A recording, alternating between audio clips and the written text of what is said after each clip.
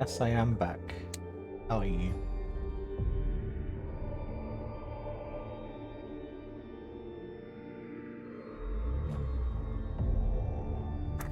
Just trying to find out, well, trying to remember what paints I wanted to use on this page. Hey, welcome back, Alex. How are you doing?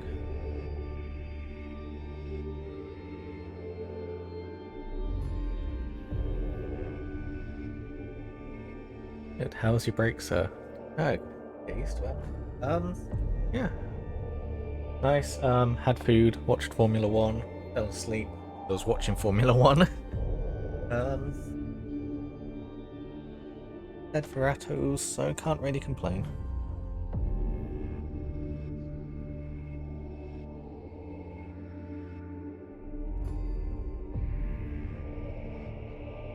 I drank milk. Nice.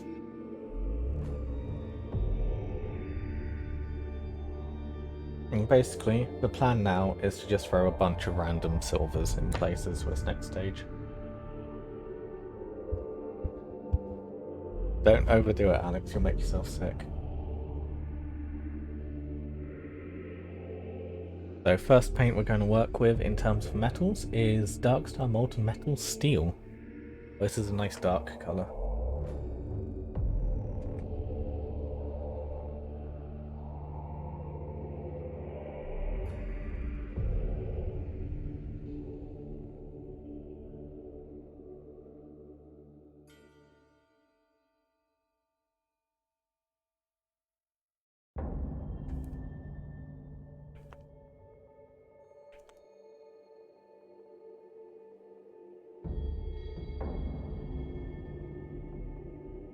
Unfortunately, the bottles for this stuff aren't exactly the greatest. Like this one's collapsed in on itself, and I've had one where the nozzle's disappeared. The only downside to these paints: bigger Daka or more Daka? Now that's the best orc-related question. The thing is, more Daka, you're more likely to hit the target. And obviously that's a good thing.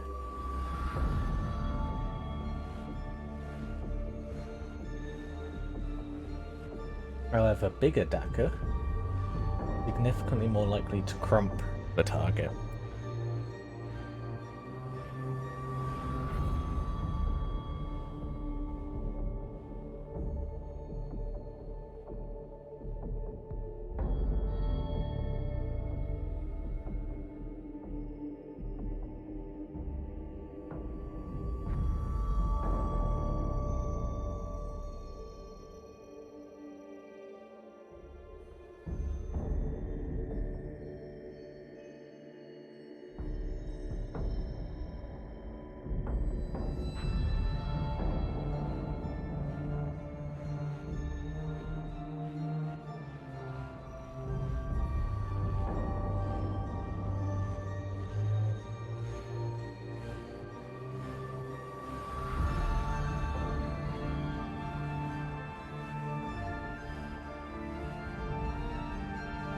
This is why the only answer which is ever appropriate from an orc's perspective is both.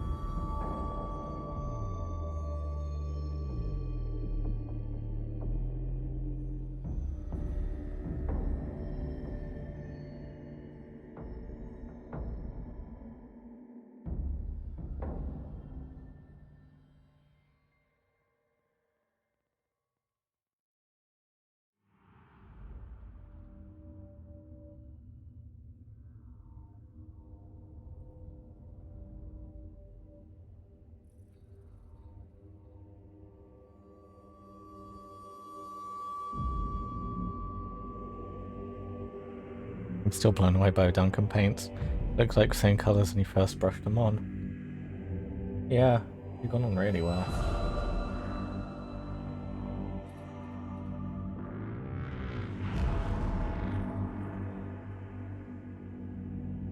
And yeah, it's like, obviously I can see them better than you can through the camera. And yeah. Like, the only thing letting them down right now is the physical smoothness and quality of the Forge World resin. It isn't a perfectly smooth surface. And because of how smooth and consistent the paints are, you really can see it.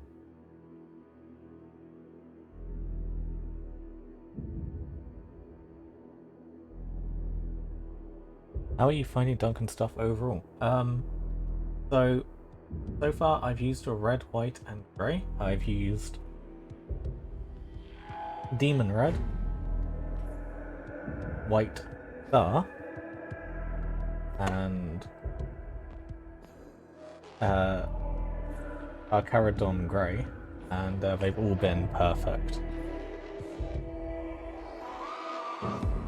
Yeah, all I did was wet the brush and then move the paint around on the palette here, and then applied them.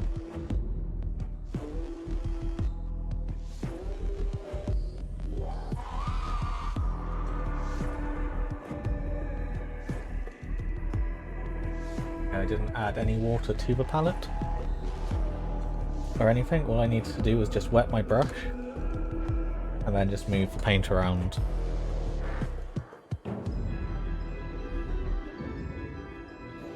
And it's like with red here, I'm going to turn my paintbrush around for a second. This area which I'm tracing is where a single drop of red paint naturally spread out. And another thing to remember is this area that's black here, this is primer. This is a matte primer I painted onto here with the airbrush. So it has a matte texture to it. So paint should move less on it, but it's still naturally flowed out and spread straight out the bottle. So yeah, I am very impressed. It's like, just look how smooth. Like, through the camera I can see the Forge World resin's texture through the paint.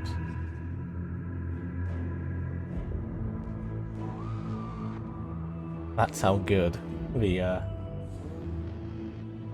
Duncan Rhodes Painting Academy paints are.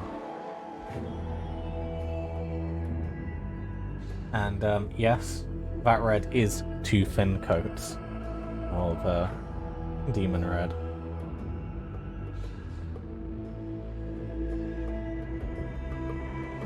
It says, you're supposed to destroy the shield, not join them.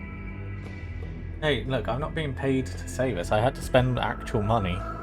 Which actually leads me on to a very valid criticism I have of the paints, funnily enough. This shit's expensive. It's probably the most expensive paint I've bought. It was like, I think £3.60 a bottle? It's expensive. How many coats of white? So the center console here, that's 2. The buttons are 1, that's 1, that's 1, that's 1. And these vertical lines are 2. The buttons directly above them, you can't really see them this light, are 1.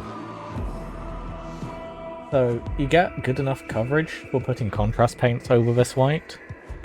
From just a single layer, but it's probably a good idea to put 2 on. Let me just put it in shadow a second so you can see more accurately in colour.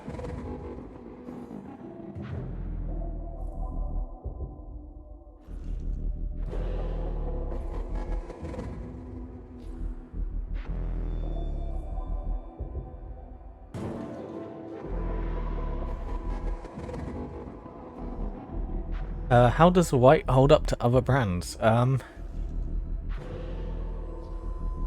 This is going in the bin immediately.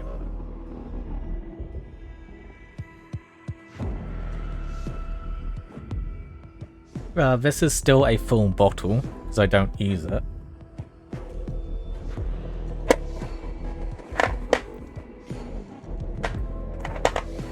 This stuff's a little different because it has to go through an airbrush.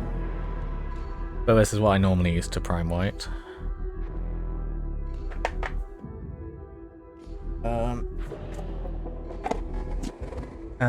Yeah, well, you can see how full that bottle is.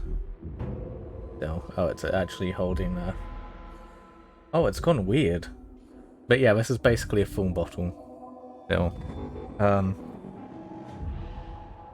Yeah. There's not really a comparison. This white is just so fantastic. I keep hearing, and haven't got around to testing it yet, that the Pro Acryl paints are very good.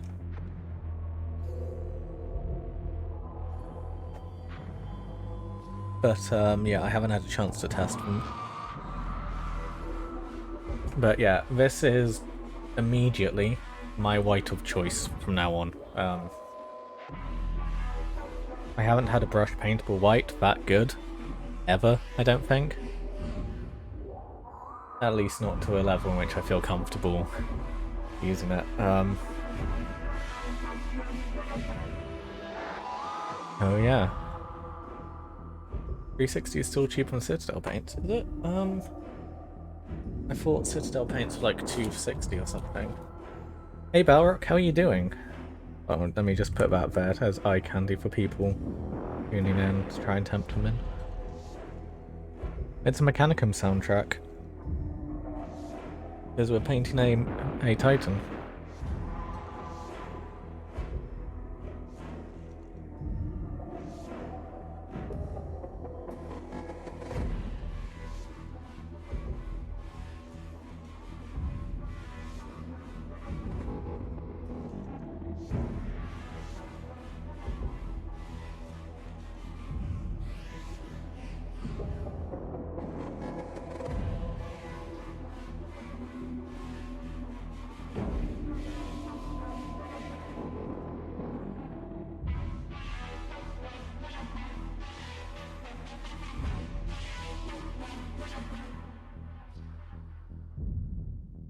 I may have misjudged Duncan as I wasn't around in the hobby during his days. It seemed like a cash grab off of his popularity. Yeah, so yeah, these paints cost around £1 more than the GW equivalents. Actually, that's the point. How much more paint do you get though? 12mm versus... That was similar, 15mm. So you get 3 milliliters more for £1.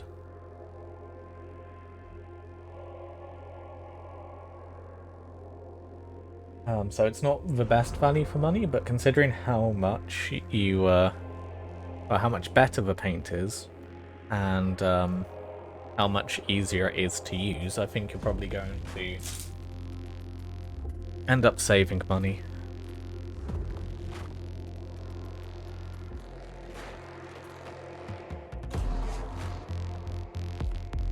What are you saying, Alex? Oh yeah, and it has a mixing ball in the pot as well. And it's a dropper bottle.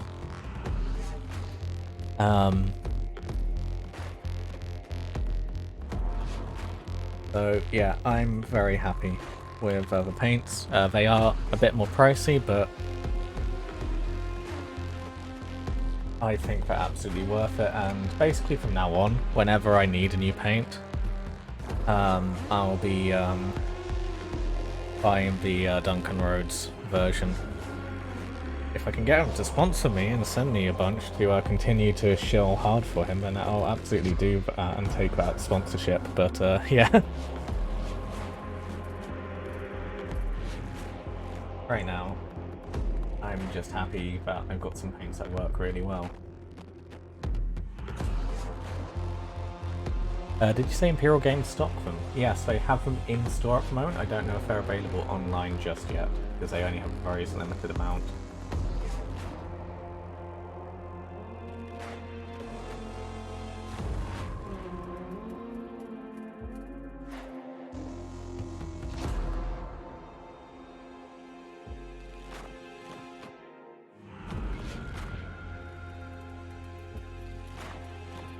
Alex, you sent an entire chapter worth of names. I'm not gonna read all of them.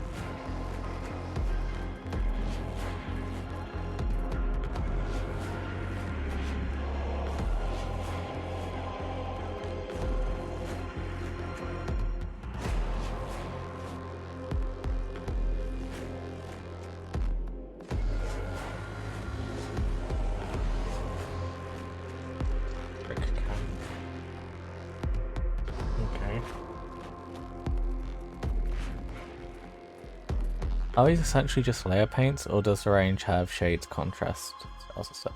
When transfer GW paints, drop bottles and mixing balls. And I use at the moment it's just layer paints. Oh god, I'm trying to remember terminology. They seem to have a significantly higher pigment density than the layer paints. So they cover a lot nicer and are a lot more saturated than layer paints. I haven't seen any of the metallics or shades. Maybe I wasn't paying.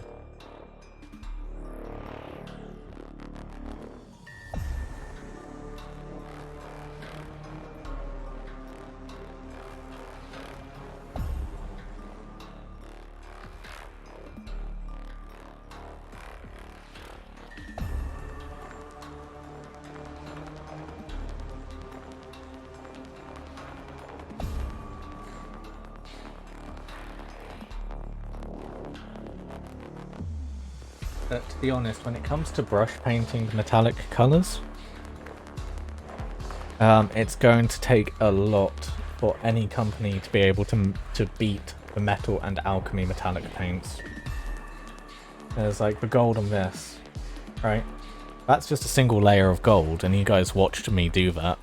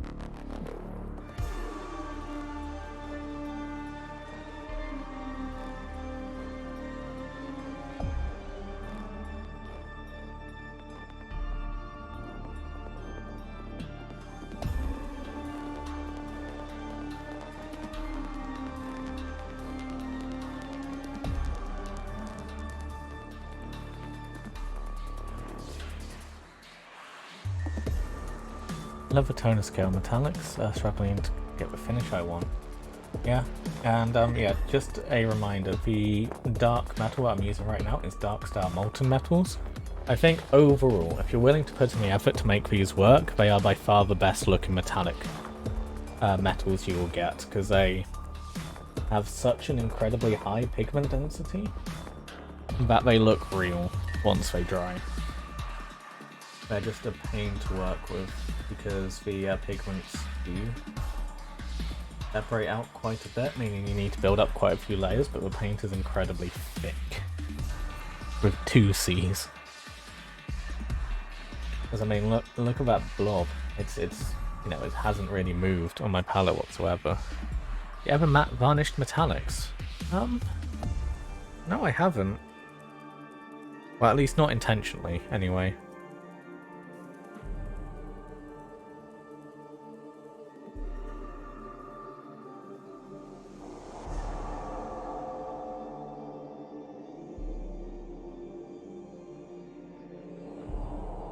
What is my favourite dreadnought?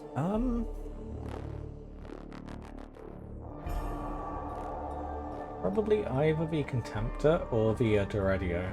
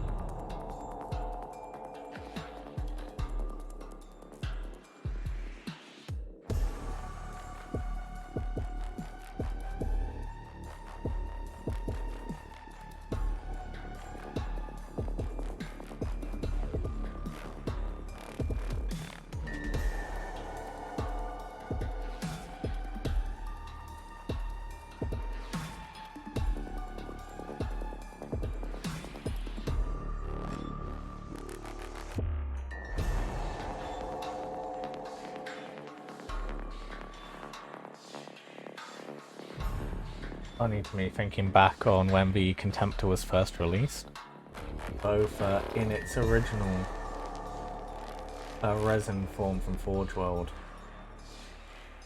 and its Betrayal at Calf plastic version. Just how upset everyone got about it.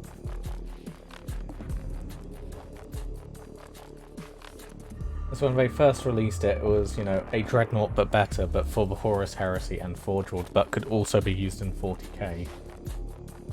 And it upset so many people who were just like dedicated fans of the boxy Dreadnought.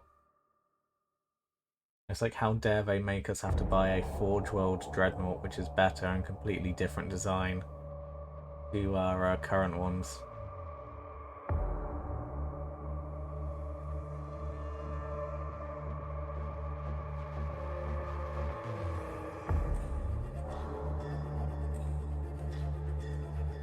And people kind of got grumpy about the fact that their boxy dreadnoughts were now inferior rules-wise and stat-wise to these Forge World ones.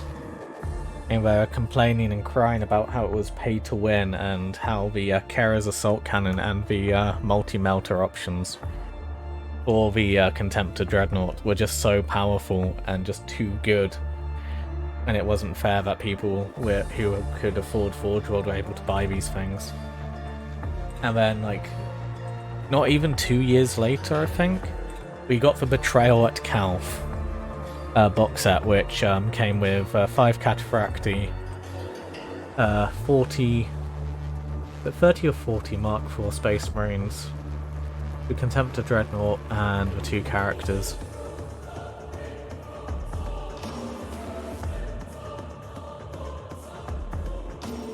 And people suddenly started complaining again about the Contemptor Dreadnought, because the Contemptor Dreadnought was monopose and easy to build, and it had a very limited range of weapons, being only the Melter and the Kara's Assault Cannon. The only two people were fielding and using. Games Workshop did actually listen to the community, realised that those are the weapons people wanted, and then tried to make a version of the Contemptor Dreadnought which would fit onto a limited amount of sprues, in order for it to be sellable and easy to build, and therefore as accessible to people as possible. And people still complained about it.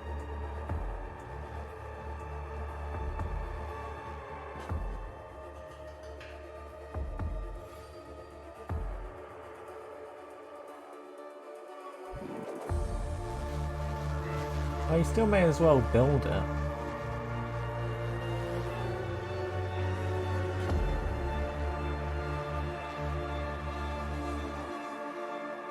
Mine saw use in a lot of games. For multiple Space Marine chapters, it's one of the few models I've repainted and still kept. It's currently in Alpha Legion colours, I think.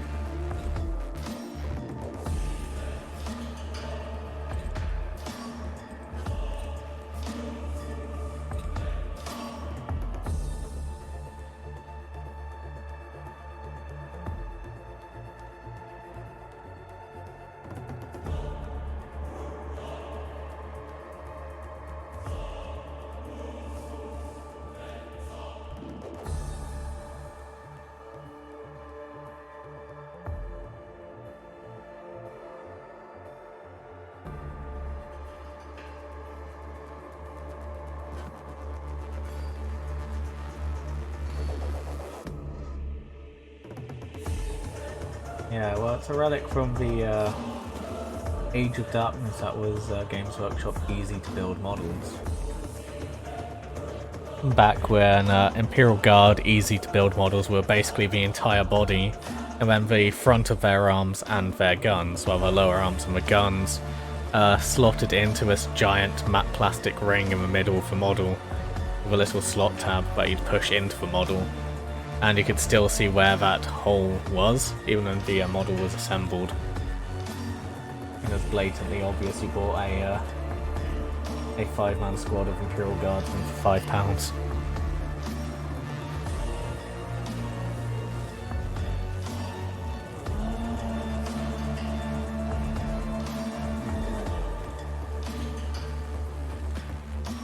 I think Cataphractii pattern stuff should have cat ears. Oh god.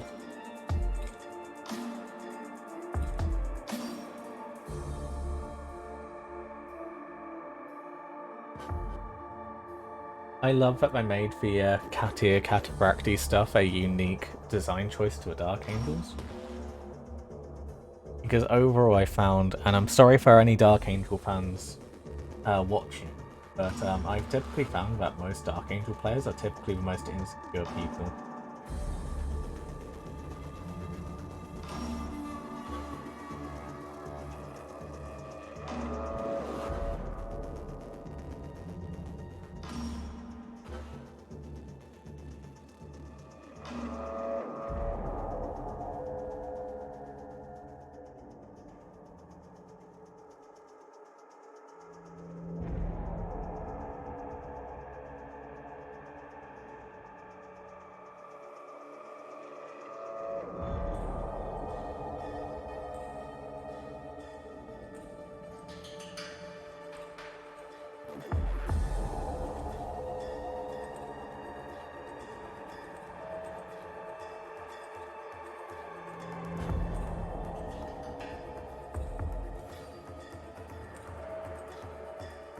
No, there's like a special type of person who likes Dark Angels and Black Templars as well, to a degree as well.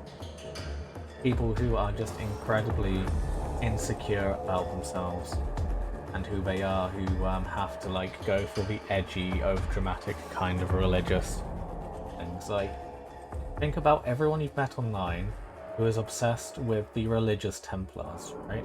You know, like the historical Templars and the Crusades, right? They are almost always universally incredibly insecure people who have to try and use Deus Vult as a crutch and as a personality choice. As a way to get out of any awkward situation. And those types of people are almost always Dark Angel or Black Templar players because of how heavy-handed the Teutonic Order, Crusader States, Knights aesthetic is in both armies. And it's even more so apparent when you look at the Dark Angel Legion for Horus Heresy. And the people who tend to play them. Like, that's not to say absolutely every Dark Angel player on Earth is like that. But, I only really know one person who isn't like that. And they are quite possibly one of the nicest people I've actually met.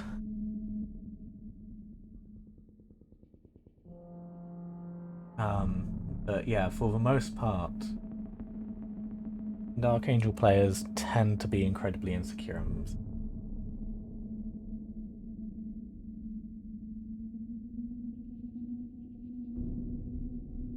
So, yeah, to loop it back around, that's why I find it so incredibly funny that the people who would most likely get upset and triggered by the fact there's cat ears on their models are the ones who got cat ears on their models in the form of the Cataphracti Praetor with his cat ears. I think is just really funny. They're the most likely people to get upset and triggered by it. I guess I chose Salamanders for 40k because they are craftsmen and care about normal humans. Even then, that's a little bit of a misconception. As I only try and put effort into protecting human lives as and when they are made aware of a human, civilian presence. They don't actually care if there is one or not. It's only when someone says, oh, by the way, there are some civilians in that building, don't firebomb it. But they'll go, oh, okay, cool, yeah, we won't firebomb that specific building. They don't really care if the adjacent buildings they're going to firebomb have civilians in or not if they aren't told about them.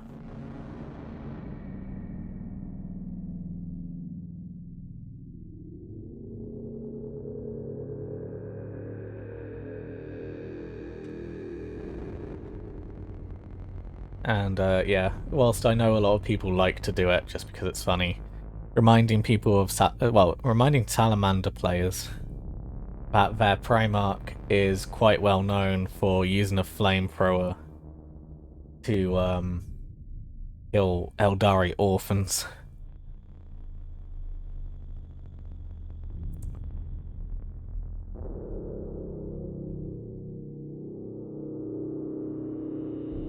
You know, that wasn't exactly a one-off occasion that that Vulcan did that. And it's not the only time stuff like that is. Like, the Salamanders are pretty fucking cruel to anyone who isn't a Imperial civilian.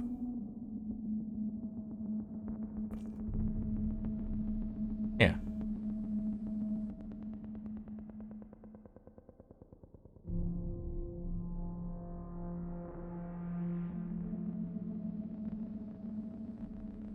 Yeah, it's one of those things, like, for most part, again, like, sorry to, like, roast and ruin and shit on people's opinions of factions, but it's one of the things I really dislike about Salamander players is the vast majority of them are like, oh no, they're the nice guys, they're the good guys. You know, they care about civilians, and that's, like, the only aspect to the Salamanders they like. And they basically just are huffing a huge amount of copium about the fact that, you know, they like Space Marines who are evil bad guys. And they just can't cope with the fact that, you know, Space Marines are evil and Space Marines are bad. And therefore they cling on to the Salamanders as the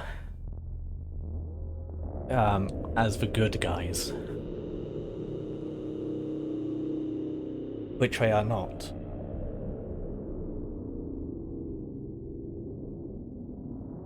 And yeah, it's like the salamanders, again, it's another reason why I really don't like it, is, the salamanders are really fucking cool. You know, they have some of the most interesting and diverse and expanded upon culture and identity. They have unique traits to them outside of the fact that they feel obliged to look after civilians.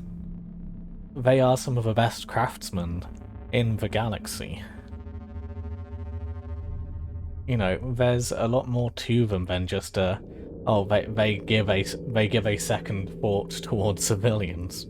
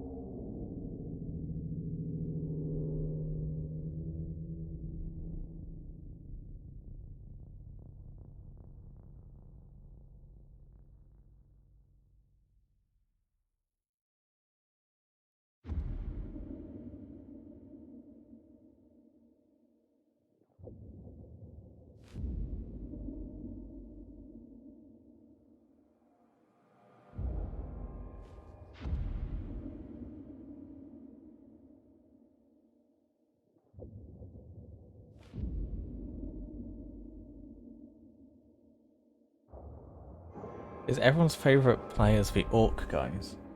Generally speaking, I'm yet to have a game in which I did not enjoy when playing against an orc player.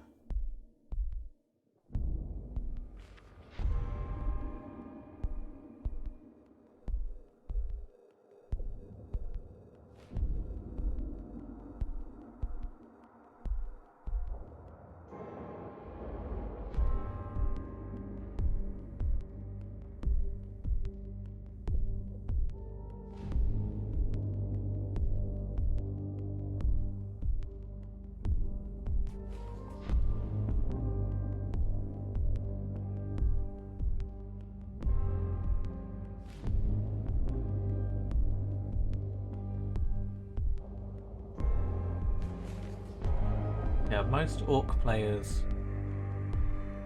don't take the game seriously. They are playing orcs because they want to have fun, and because they've come up with a very funny or silly idea for how to play.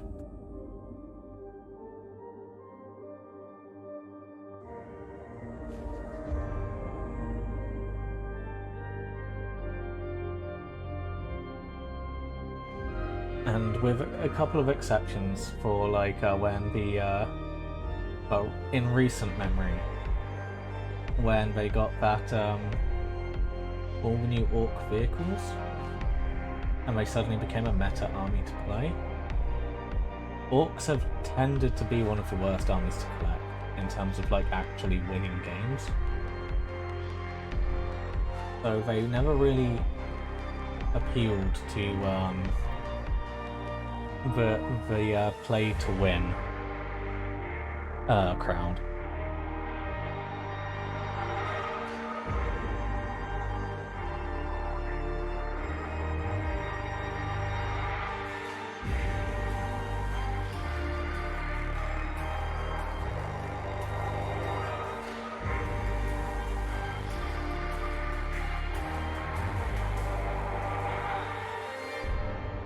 Oh yeah, the majority of orc players are people who really just like orcs.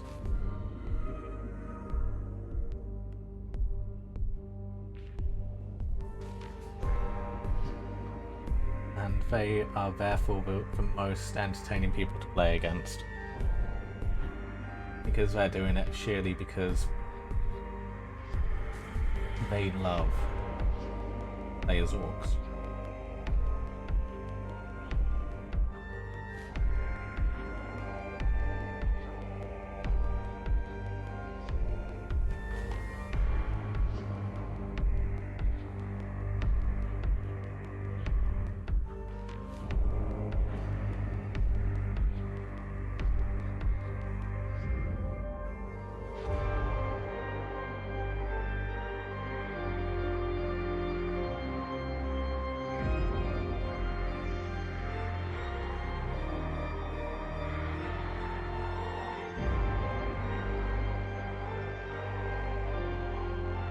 Oh, you say that, but most of the people I know who used to play orcs no longer play.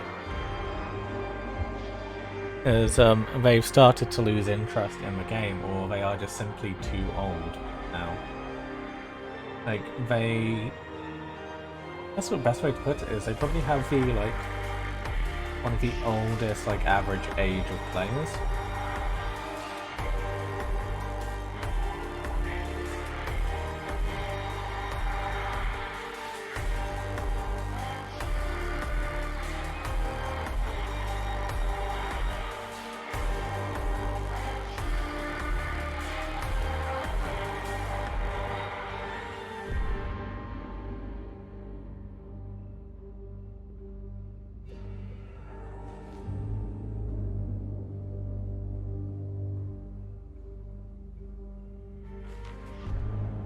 It's only been with a few exceptions I've seen someone under the age of 25 play orcs.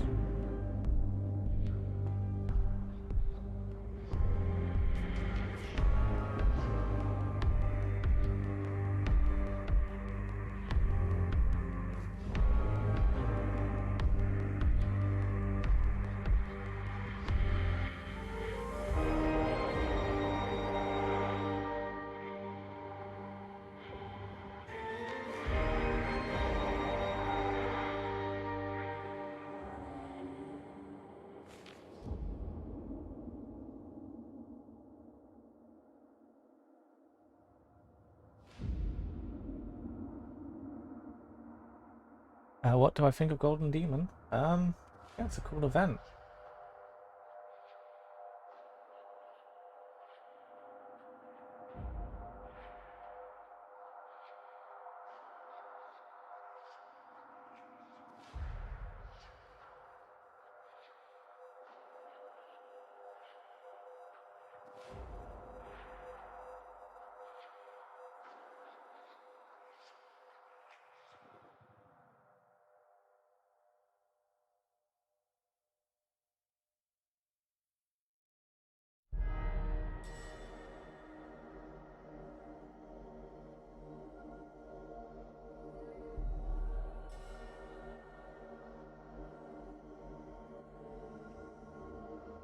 Hope orcs get some love in 10th or 11th edition. I think they will next year, because it's the anniversary. That's a really good point. Growing up, it was all about orcs versus space marines. Even in fantasy, it was orcs versus high elves. No, but you don't really see that now. Yeah, exactly.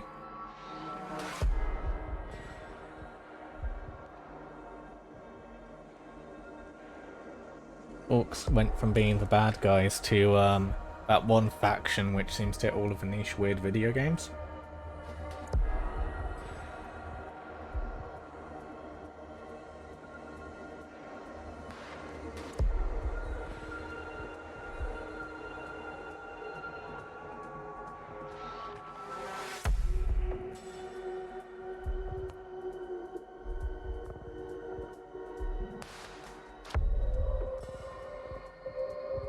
And to be clear, that's not me trying to roast Sheep with Blood and Teeth or Daka Squadron or Speed Freaks. Just, it seems to be the way things are going. I think they only exist to be comedy characters in video games and spin-offs.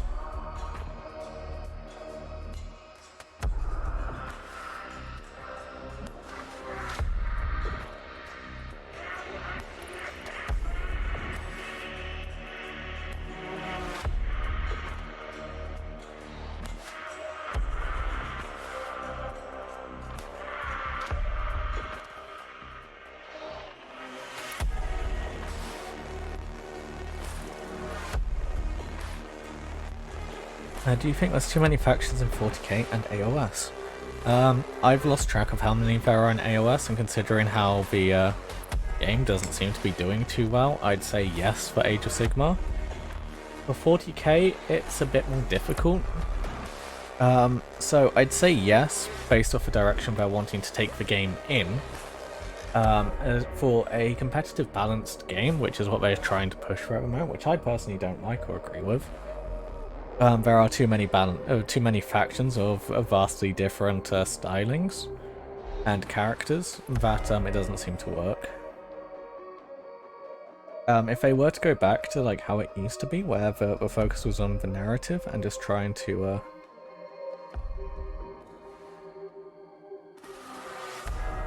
actually do things, like stories and campaigns, then yeah, I think that there's not really too many.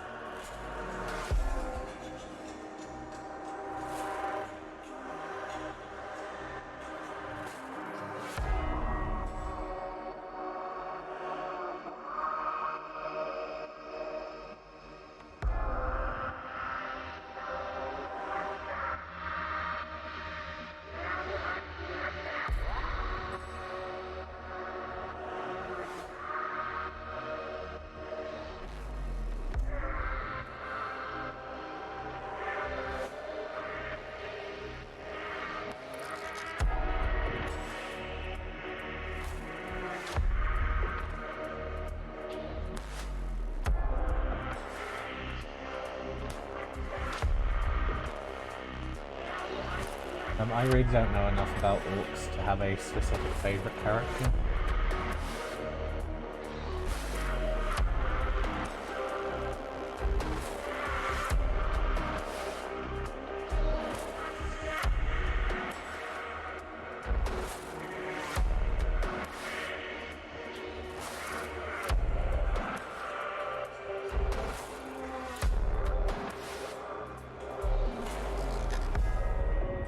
Boss.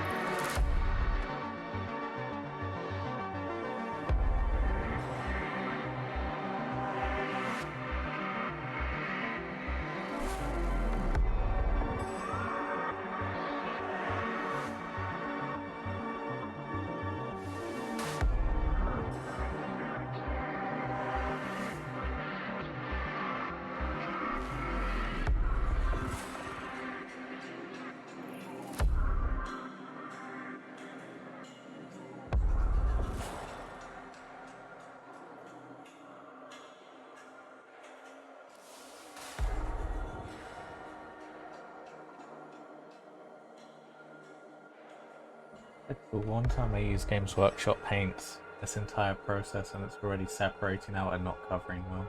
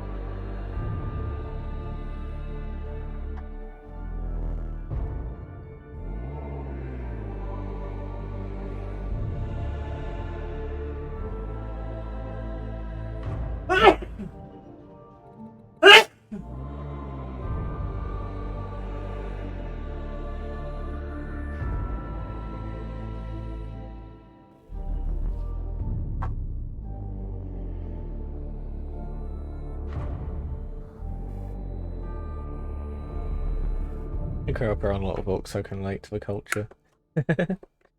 Yeah.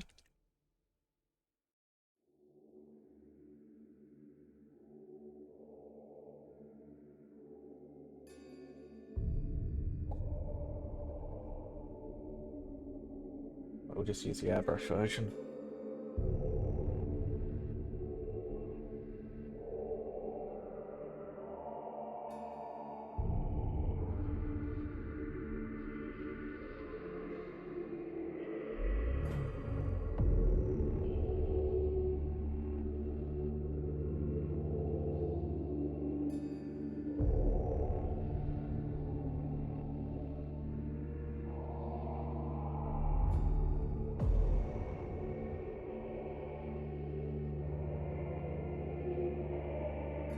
That was all.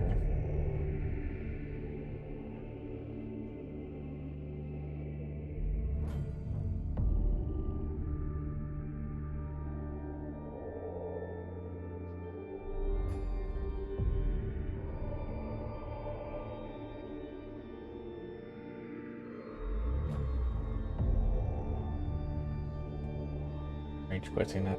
No, we're not doing that, Belcher.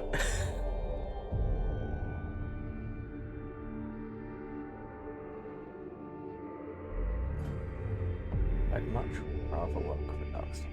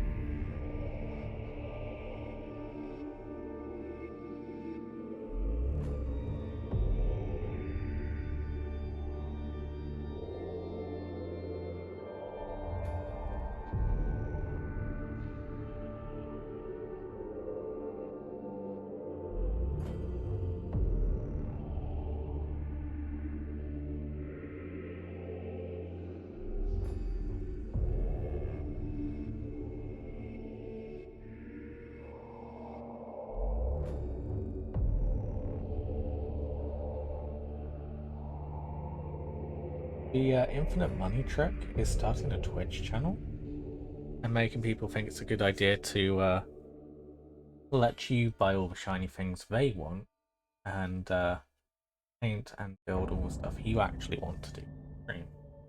Making them think that you're doing them a favor, having a lot of fun and enjoying yourself as you set up an iPhone in front of you and a microphone.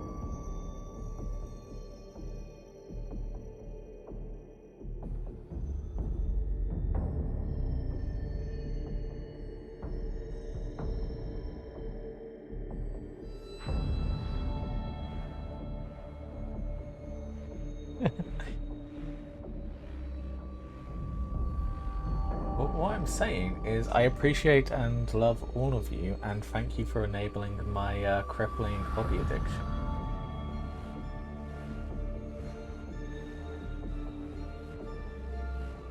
Well, I genuinely would not be in a position where I'm painting a Warhound Titan if it wasn't for your incredible support. I'm still baffled as to why especially you and Hamish Cryptic enable me so. But yeah.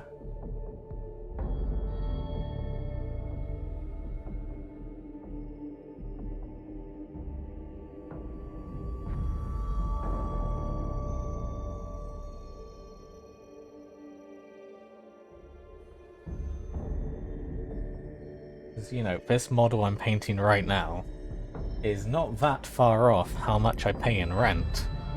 Yeah. In fact, I am here painting it.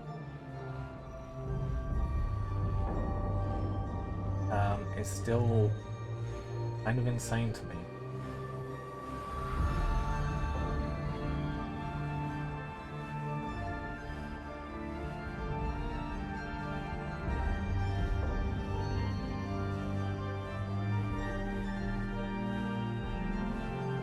Well, for me, I enjoy your content, and thanks.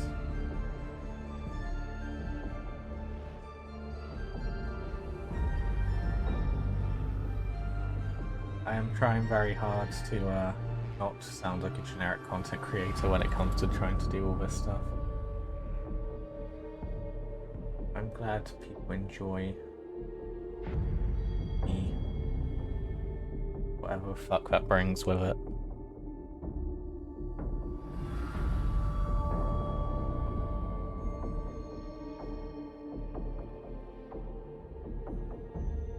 Should I wait for a new Stomper or get the new one?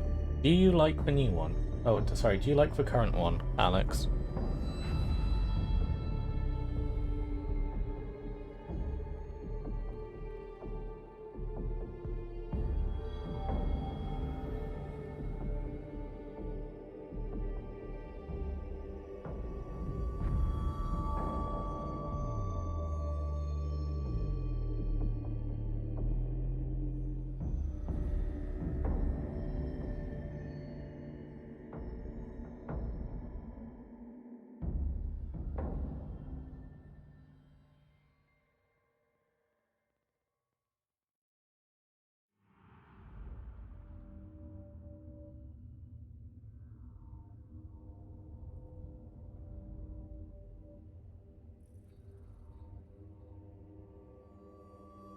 I like it, but I hear its paint build instructions are terrible.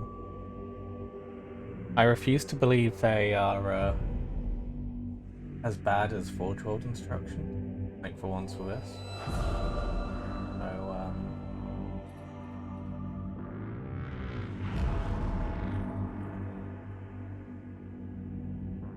hey Ham, welcome back. Yes, we'll paint. Looking in metallic colours at the moment.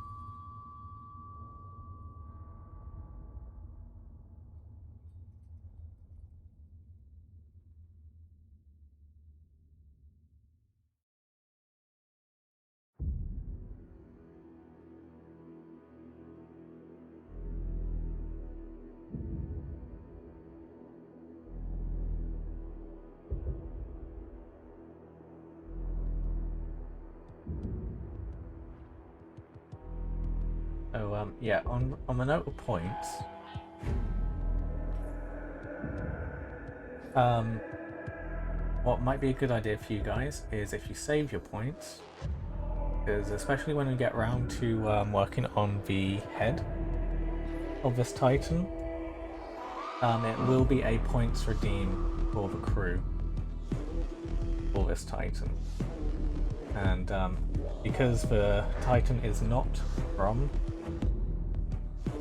the world for the Imperial Knights, you'll have a lot more freedom in naming.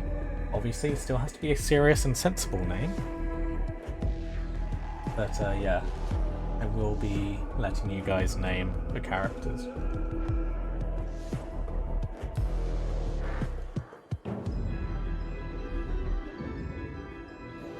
So I can't remember the names, but that's a recap. That's the driver, gunner,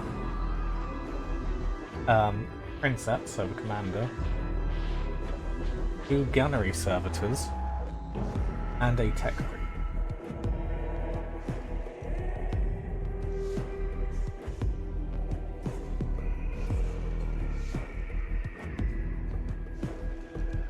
How many points will it be? Well, we'll have to see.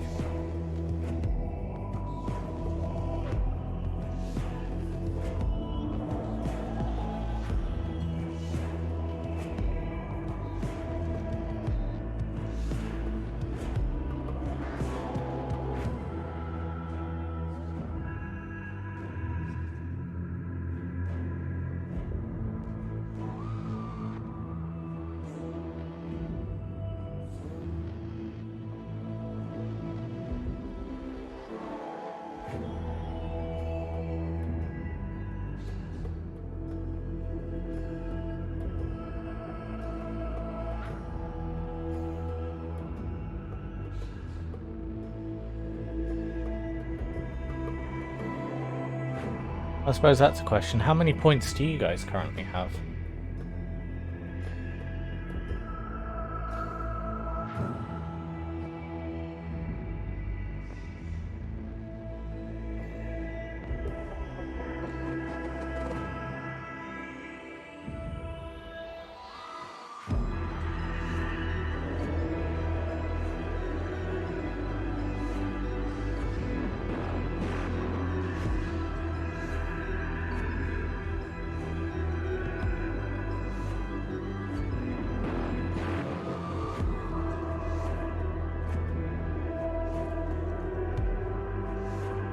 I mean, on this channel, like how many channel points do you have?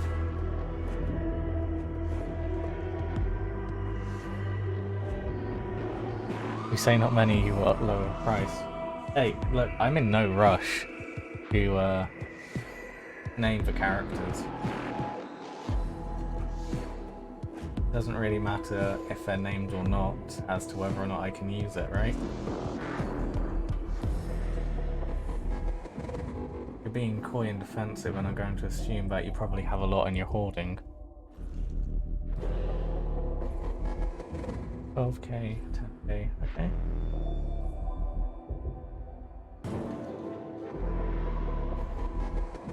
$18k, nice. Don't worry, there will be a cheap option because we need to name servitors. Well, so...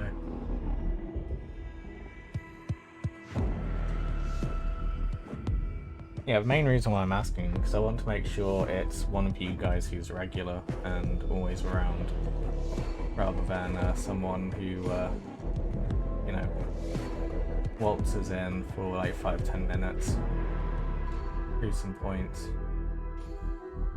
And yeah, also I'd like to avoid lurkers as well.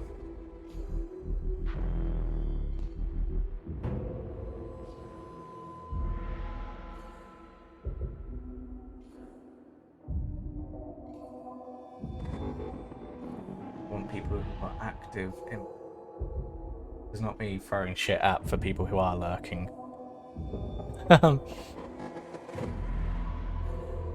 But yeah, I want to try and make sure that anything I do like this is properly, you know, giving back to people who are active in the community.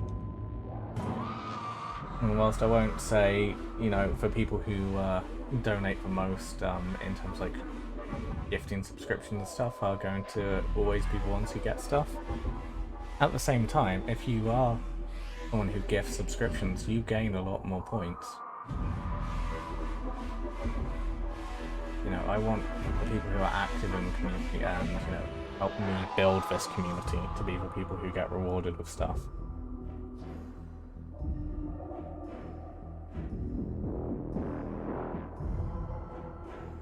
And even just by chatting and being active, you generate a lot more points than someone who's lurking who just occasionally throws gift subscriptions. Hamish. So, you know.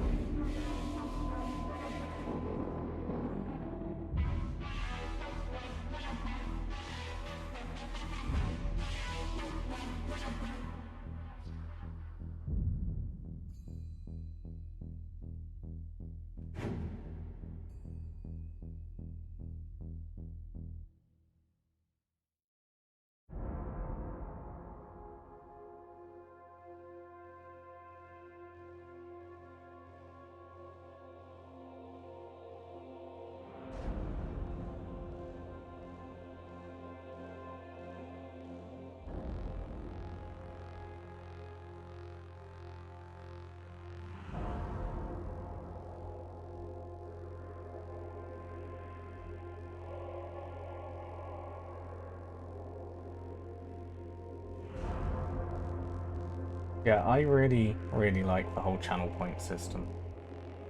I think it's an excellent tool, especially for stuff like this, because, you know,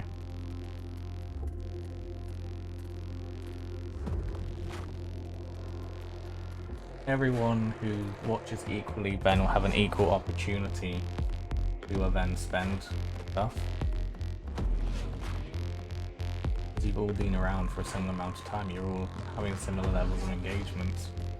Meaning that, you know, if I were to set it so the Princeps, to name the commander of this Titan to 50,000 points, Iron, who hasn't been spending points on other things and taking parts in other stuff, has an opportunity to then spend his 50,000 points, assuming you're male, on the Titan. He's saved up those points, he gets to spend them. If you want to do lots of little things, like name lots of characters and stuff like that, then you can. And, you know, it gives you things to think about, things for you to engage, and things for you to be excited about. And I really like that as a system. It's one of the things I love so much about Twitch, generally speaking.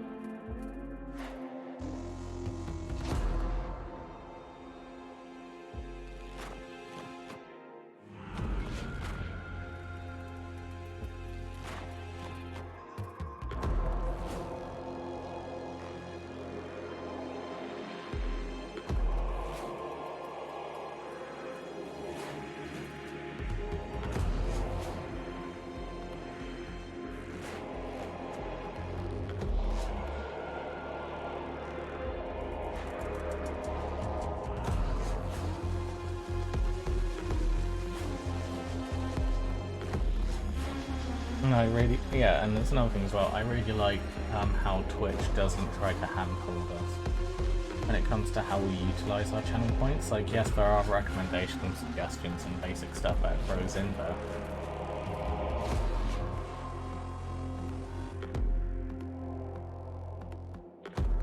But otherwise, it gives us the complete freedom to do what we want. with them, so I can, you know, use it how we are for the essentially roleplay game aspect of this.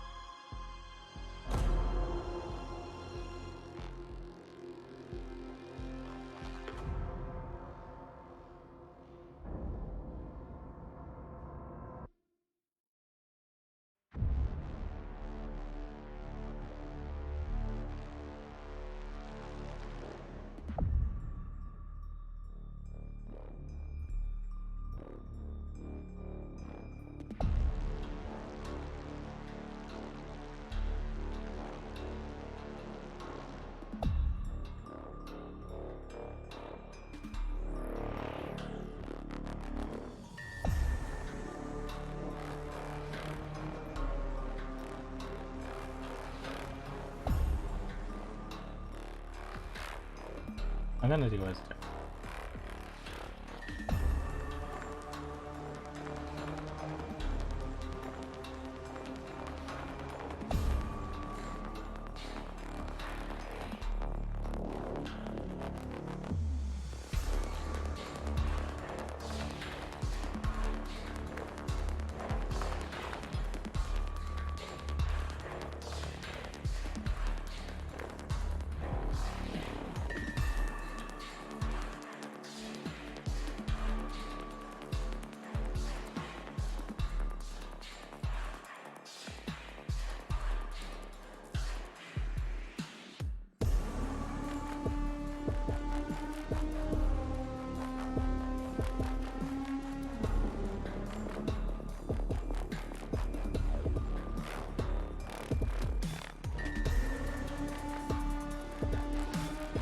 I just noticed cat ears is unknown unlimited.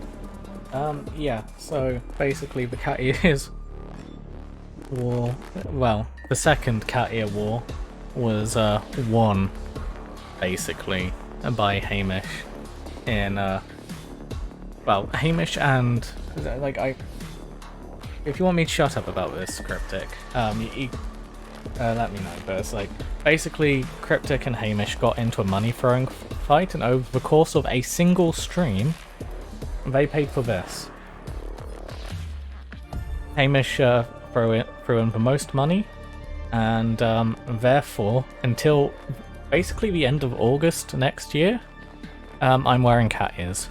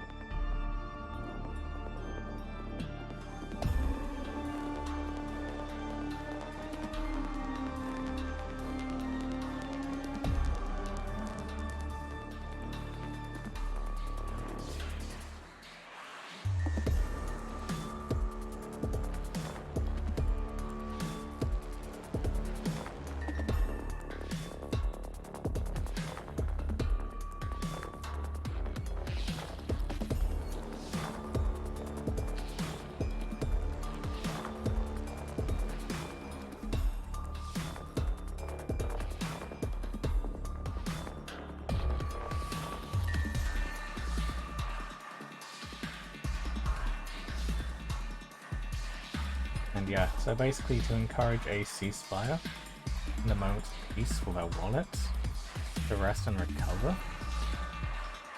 The date for when the cat ear shenanigans will resume has been postponed for. Not to say we can't have our own stupid other thing.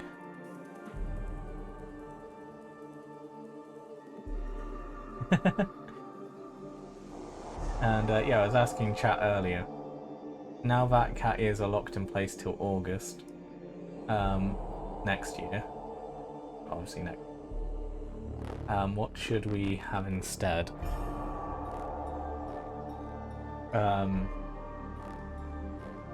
So Hamish's brilliant idea was I have to have a cat tail, which was basically the closest to having a remotely sensible suggestion. The only issue with that for you guys is obviously if I'm sat in my chair you can't see if I have a tail, so doesn't really work.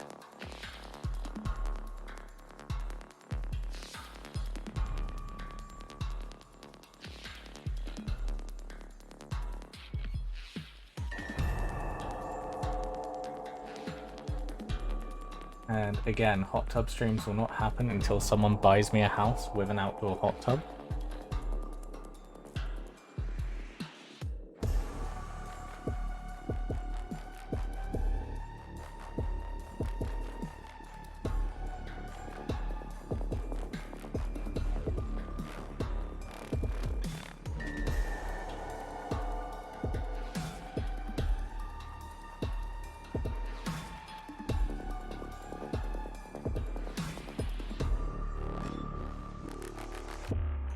And that's another thing, right? Furry gloves would suck. Like, how the fuck am I meant to paint this? I'm wearing furry gloves. How am I meant to play video games with paws?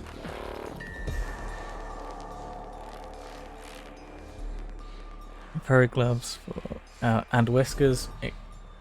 How am I meant to have easily removable whiskers? I know that you guys are going to say don't and deal with it. I have a day job,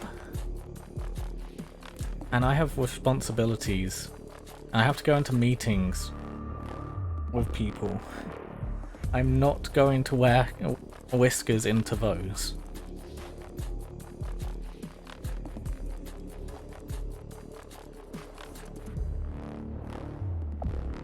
Cat t-shirt. How would that even look? Fingerless gloves, Tuppy, no excuses. That would just look weird.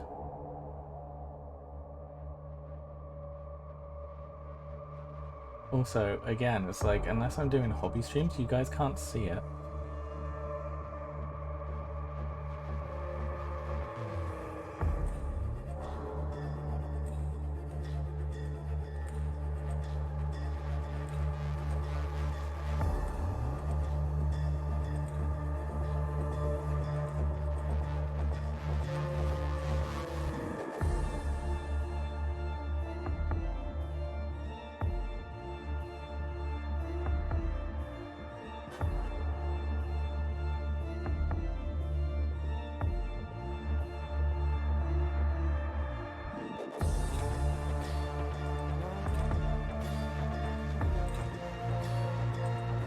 If I commission a human-sized Forest Heritage Space with upgrade helmet, would you wear that? I'm going to say no. Mostly just because, well, you've seen Varak try to wear his Imperial Knight. Not his Imperial Knight, his Bretonian helmet. And how difficult that made everything for him.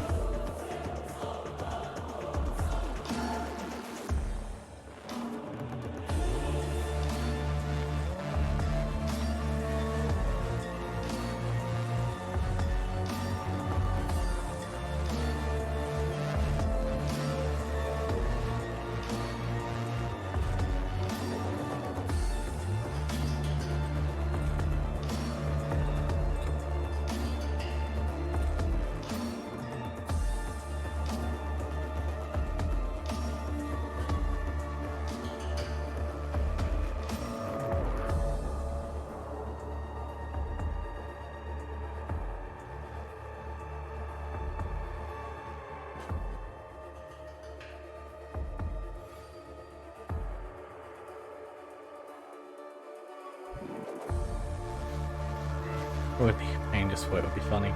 Yeah. It is a funny idea. I will give you that one.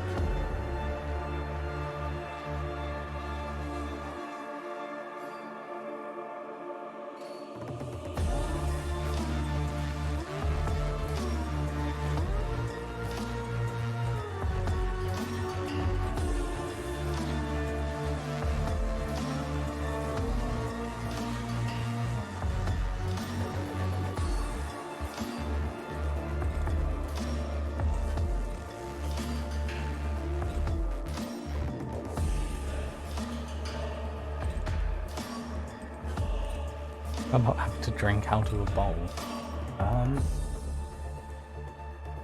Again, how would you guys see that happening? And that sounds more like a one-time thing rather than a ongoing thing.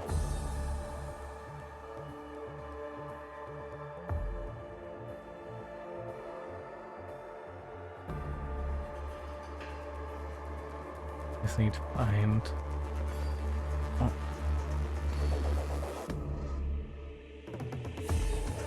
Need to find glasses for you to wear. Oh god. And a little. I feel like this is starting to go into an inappropriate for Twitch direction.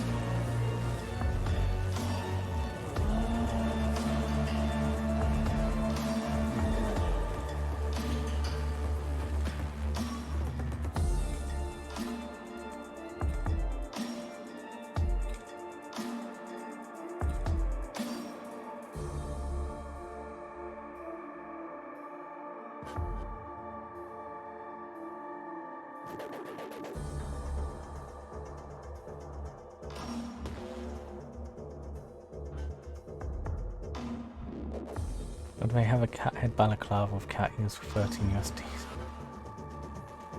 I will say no to hats just because my room gets very warm. Streaming PC does get very hot. And I'm sorry if this is too much information right now, but I'm still sweating quite a bit just from how hot this light is that you can't quite, that's, you know, lighting this up, so. As fun as like a balaclava or a Ushanka could be.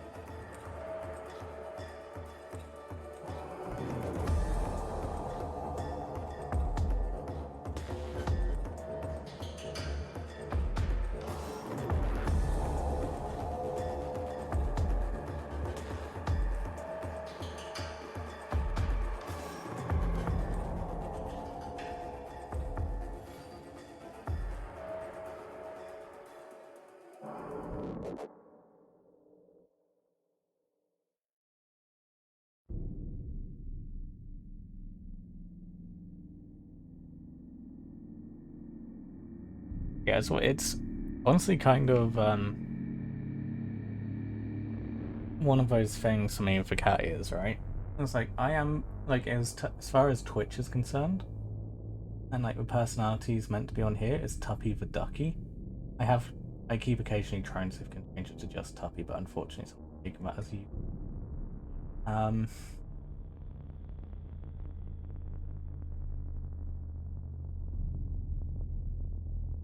Cat ear stuff doesn't really fit that, does it?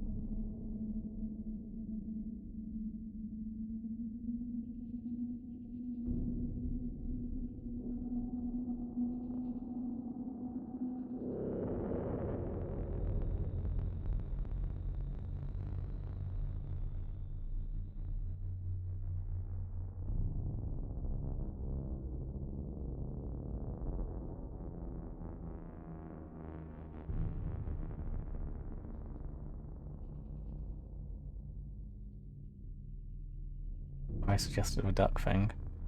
Yeah. Again, I'd be kind of concerned. Oh god, wait, no, hang on, wait, that'd be a fursuit. No.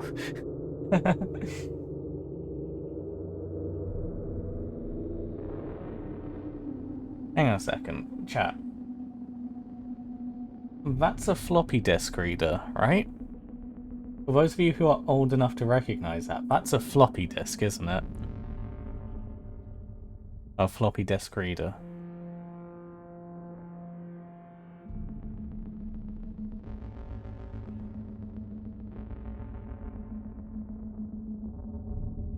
Hmm.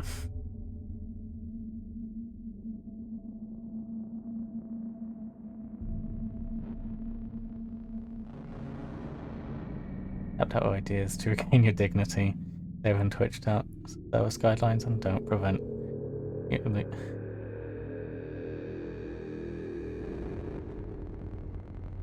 It's a zip disk.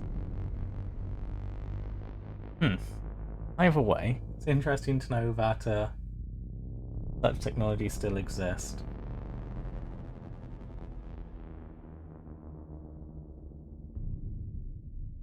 You're gonna have to find like an off-white cream color to paint.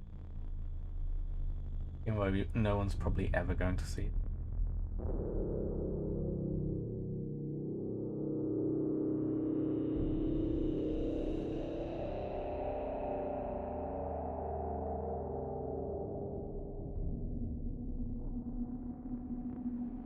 What about a duckbill? How would that even work?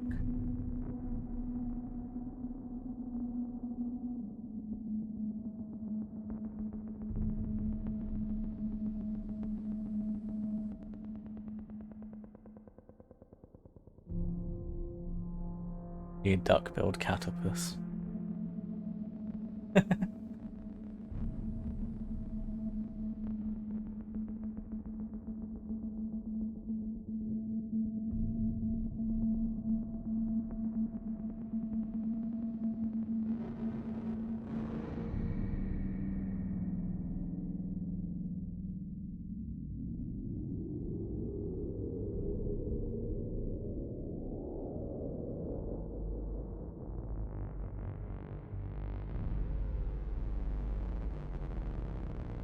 How? How do I make that happen? You're the schemer who came up with it. Explain to me how that works.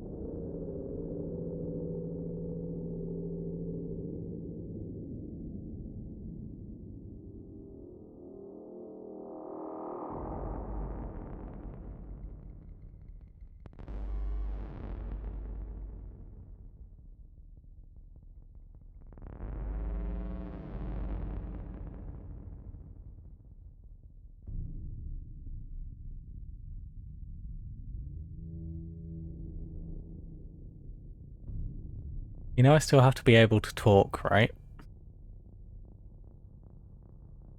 Doesn't look like I'd be able to talk whilst wearing a kid-sized duckbill.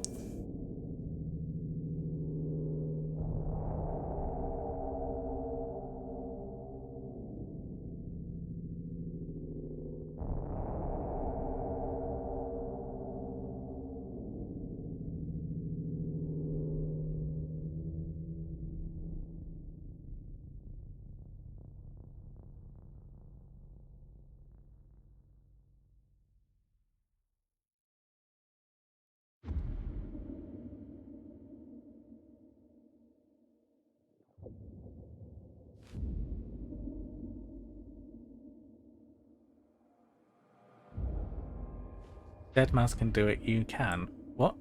Since when did dead mouse wear a duck bill?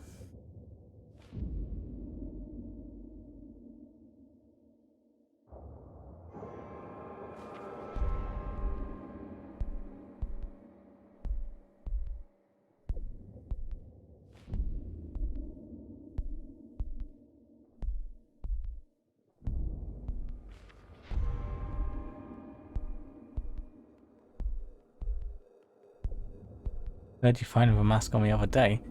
That's a bit different. A medical face mask, which is a fabric that I can breathe through, is a little different to a hard... Okay, a weird like plastic foam weird... Oh god, I broke my microphone. Put a giant mouse head on and you could have a duck one. The issue is, and the difference, because actually worn one of the replica dead mouse helmets, is that's got a giant mesh smiley face in which you can breathe and see through. A duck bill is neither of those things.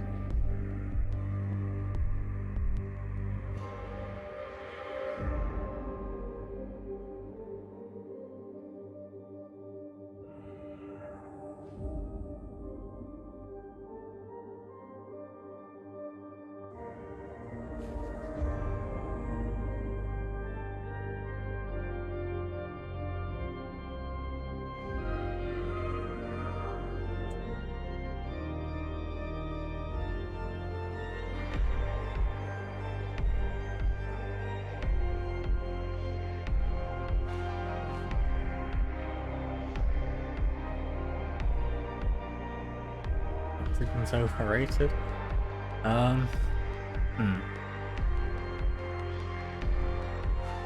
Okay, well, I'll let you into a little secret. Humans need to breathe oxygen, and last time I checked, I am in fact a human.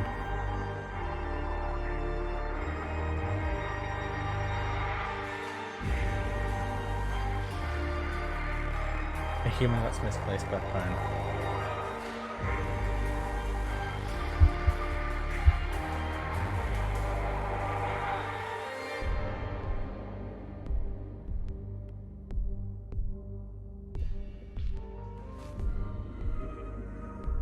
What did it censor?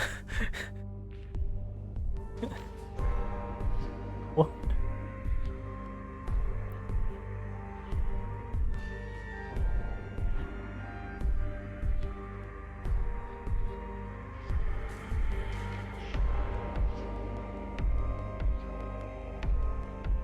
Like you're a duck hybrid.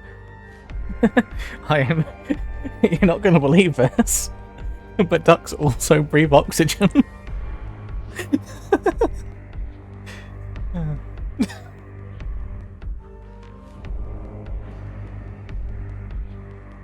Okay, right. I think Cryptic gets away with it because he's got a VIP status.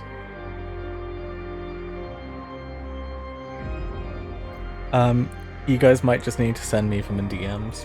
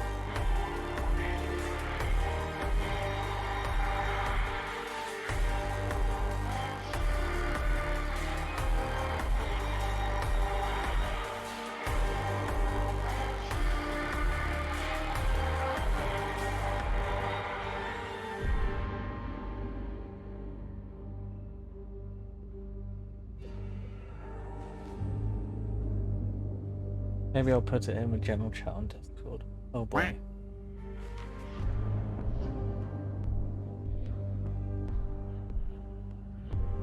Thanks for the follow. Still even more Velociraptor.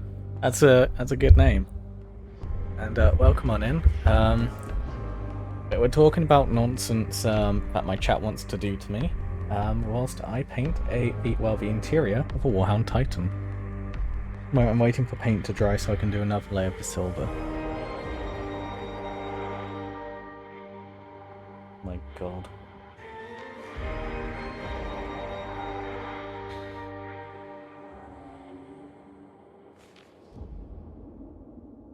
Helps if you spell hour correctly instead of R. Right, let's have a look at these stupid ideas.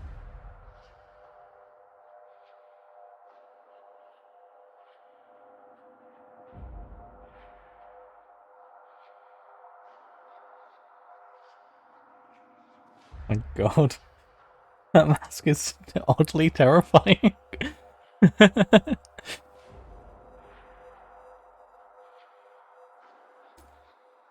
No, my partner's fully aware of all of this duck nonsense. They're one of the people who takes part in the traditional buying me rubber ducks for my birthday.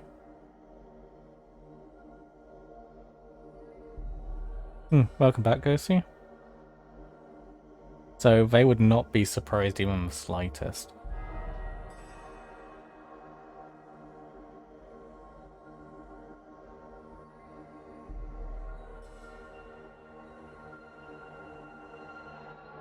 Yeah, for those who missed it, basically this all slots together to form the chassis. So we're painting it all separately.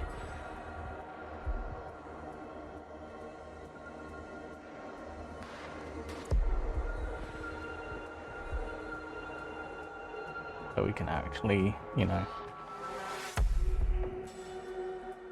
work on the detail.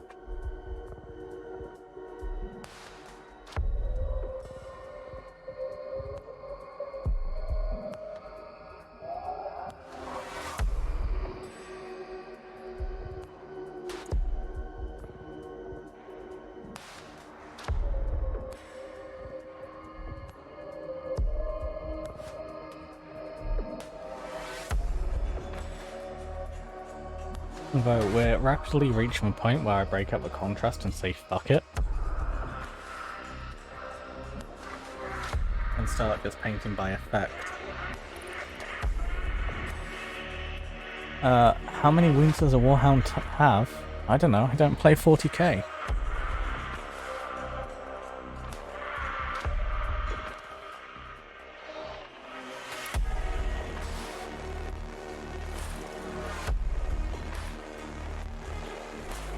Actually, speaking of which, I really want to do the pipes, so I'll be using the Silicanum Grey contrast.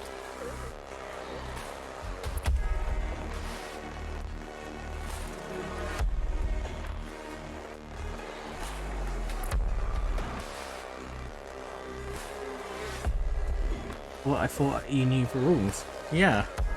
For Horus Heresy.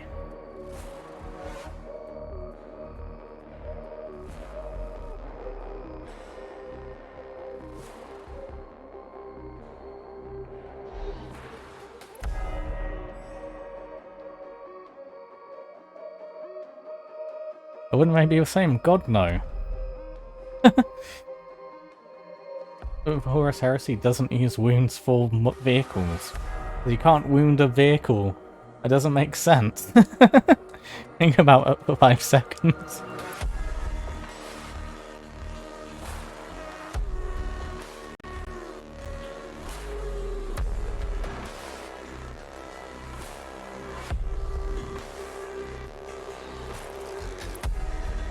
Vehicles have structural integrity. It is referred to as hull points. Every time you remove a hull point from a vehicle, which you do in a different way to wounding a model, you have a chance of damaging components within the vehicle. A very different system. Vehicles have armor values instead of save values, and your weapon has to be physically strong enough to break through the armor.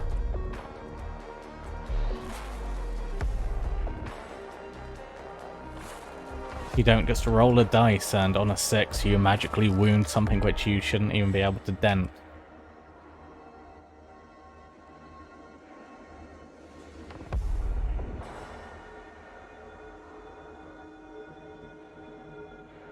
Isn't this specific Titan a hound? Last time I checked it wasn't a four-legged flesh construct.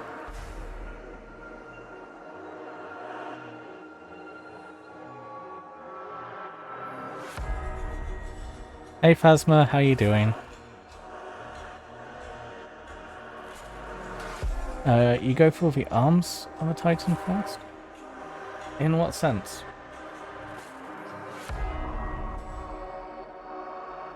Right, let's start painting the pipes. I'd walked home in a full armor and a helmet. I thought you drove.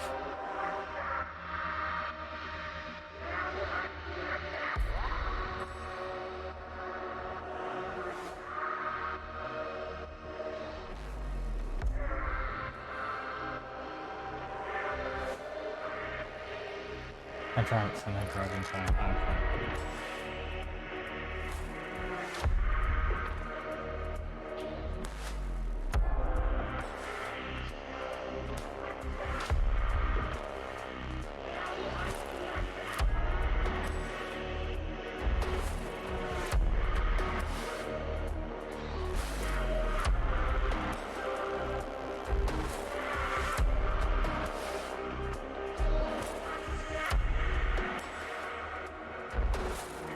They run from Titans, a good idea. So the cops rolled down the wind down. This is way and drove off. Nice.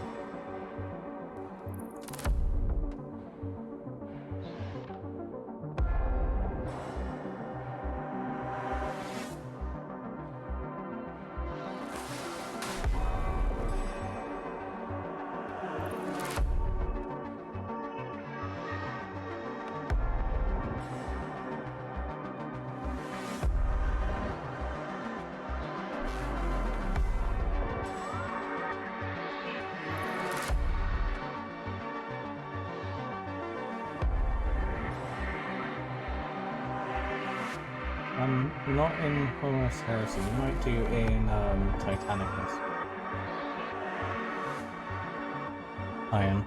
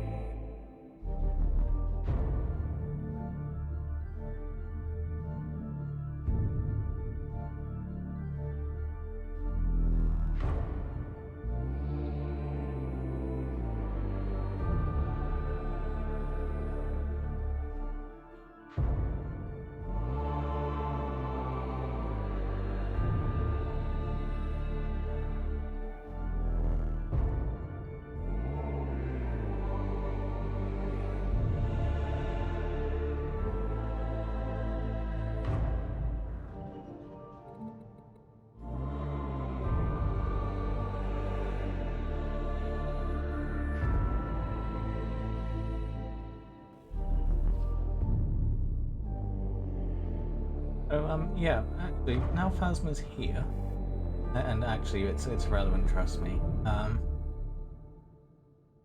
What do you guys think of the idea of me trying to do a travel vlog then?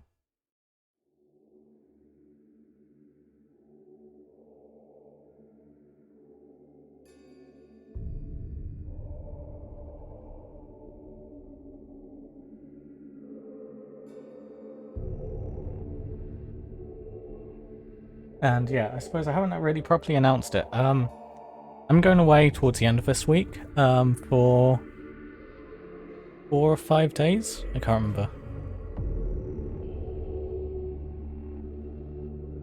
And I'm going to Germany, and I'll be staying around where Phasma is. And yeah, we'll be going around sightseeing and stuff.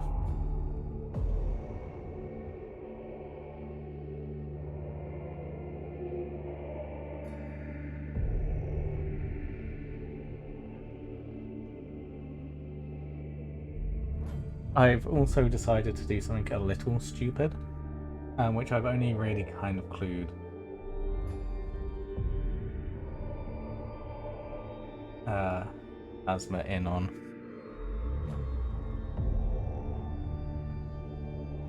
Expect a rebate on cat ear streams. Well, that's the thing. This is a vlog, right? This is something which will be going on the channel during the period in which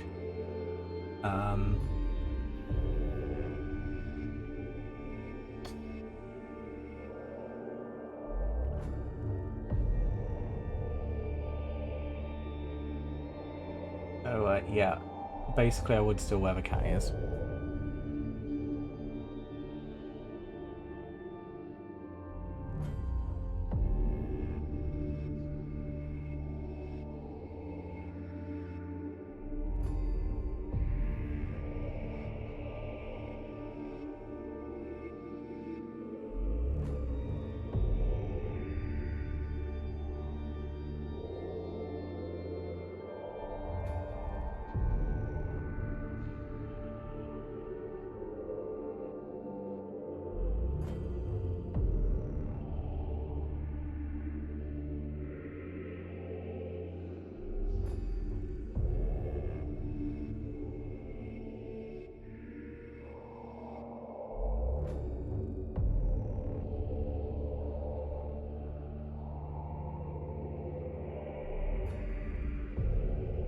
Oh yeah, so stupid thing I've done. So, in order to get to Germany, I'll be, well, I was meant to get the coach from where I live to the airport.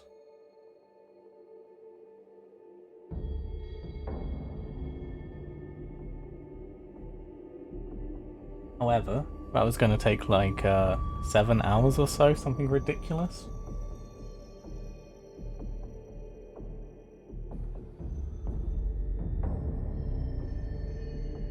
So I did some research, and it turns out if I can pull it off properly, I can get there within 3 hours, hopping from train to train. In a very specific order.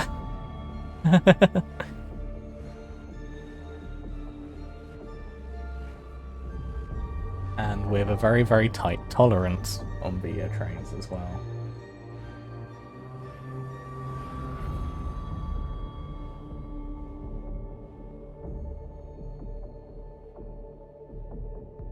No, I'm flying from London Gatwick. But the coaches are just fucking awkward.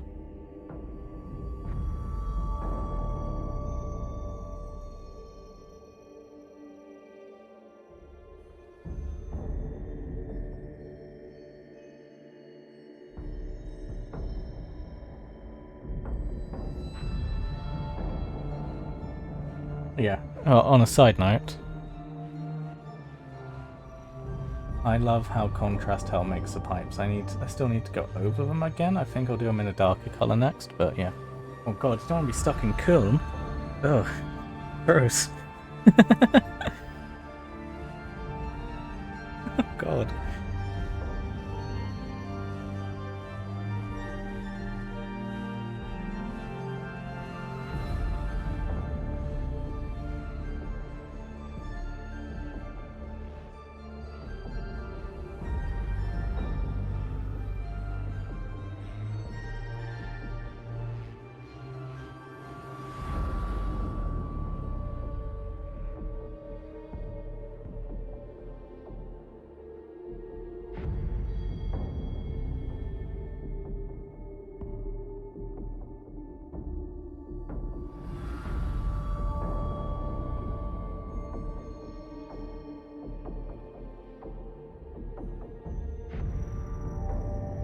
So it's not really doxing to talk about where I used to live.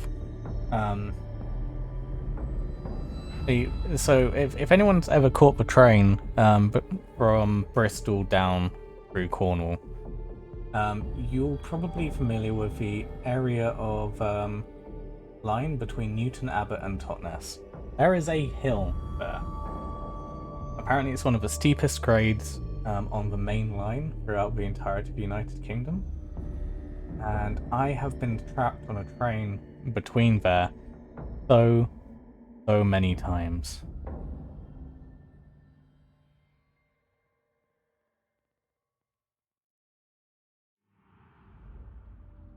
It's ridiculous.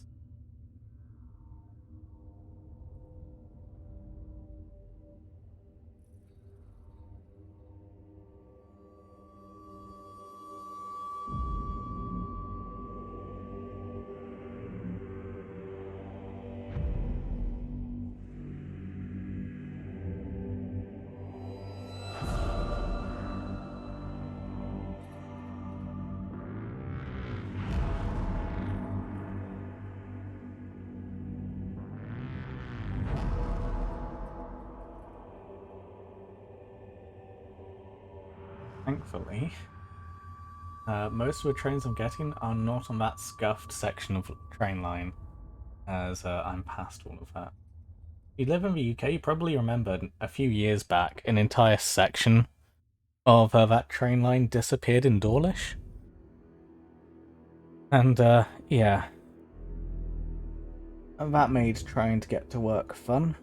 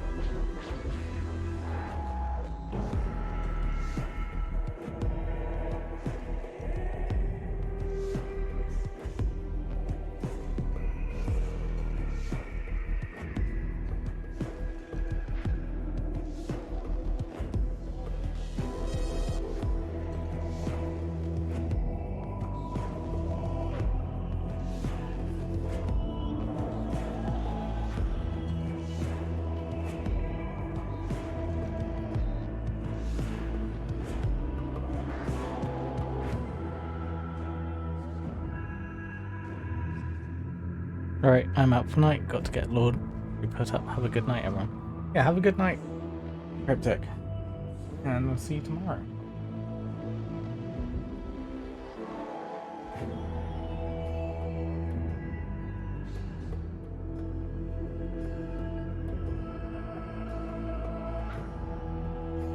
Oh god, that implies you had to go through Bavaria. Oh god, I feel so sorry for you, Hamish. But yeah, good night, Cryptic.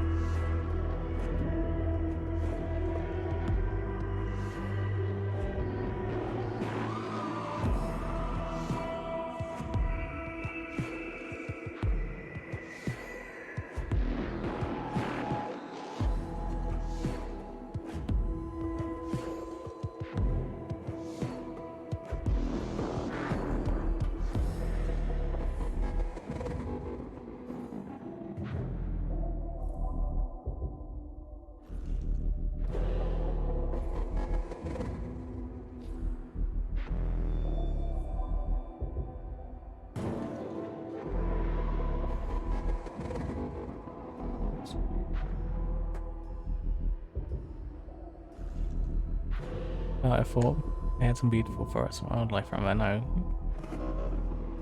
Yeah, they do.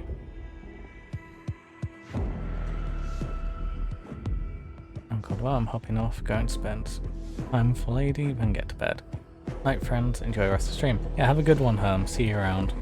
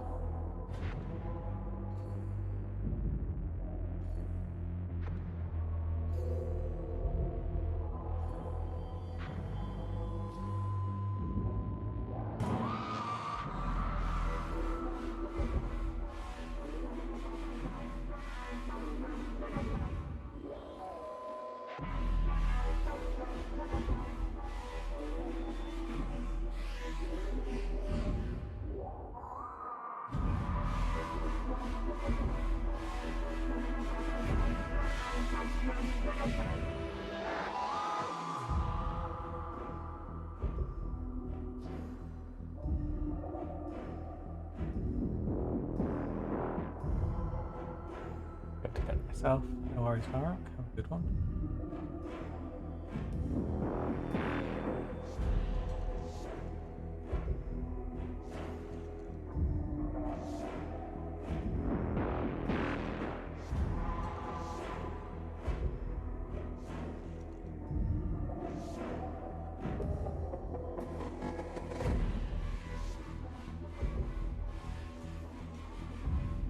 I'm dressing up in a costume for tomorrow's stream, right?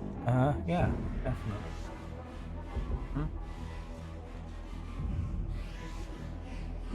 I'll be watching you all through your webcams to make sure that you're definitely dressing up properly. If not, you're going to be banned.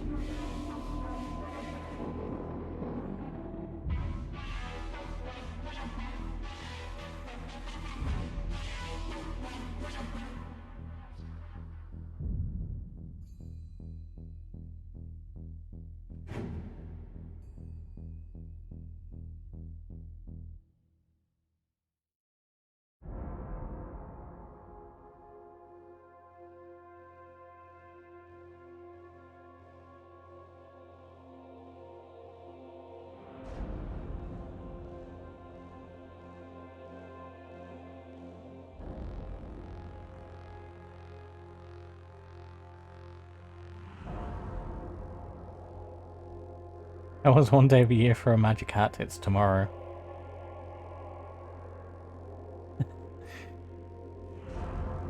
Yeah, tomorrow I have plans, and I hope you guys will enjoy them.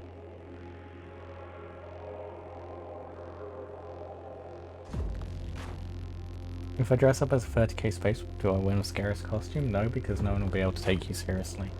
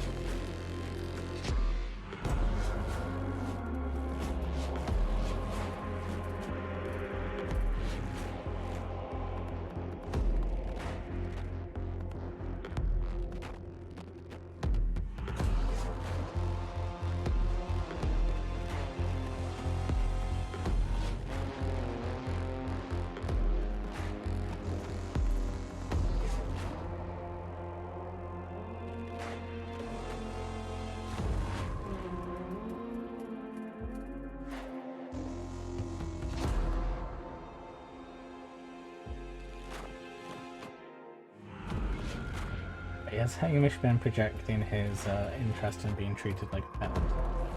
Is this what we've just discovered?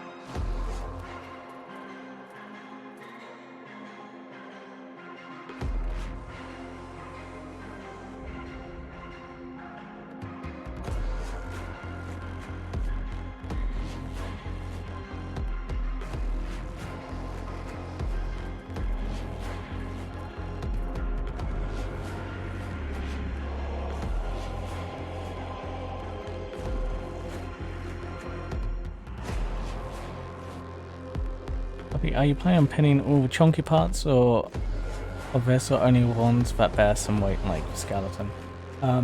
Yeah, as basically only the weight bearing stuff. So this section is going to be pinned here into the side of this, and then there's going to be a couple of pins through here and here. So through the boxes on the insides. Let's see where those boxes are. Drill through the side there. Then also through this lower section here. Through here.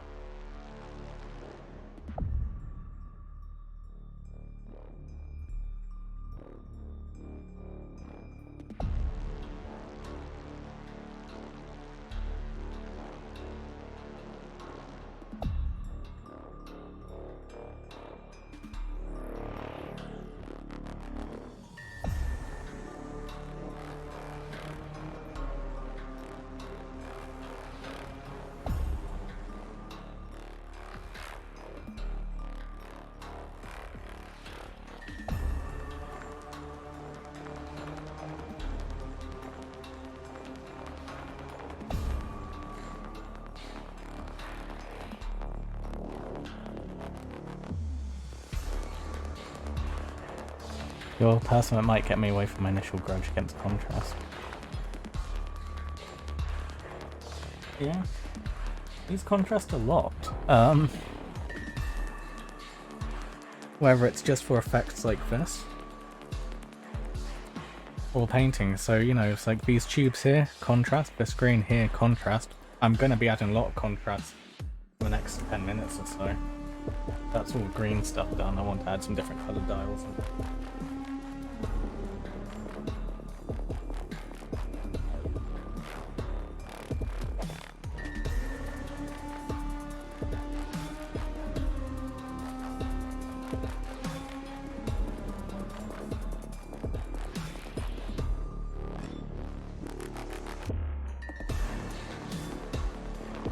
And thanks, Hamish.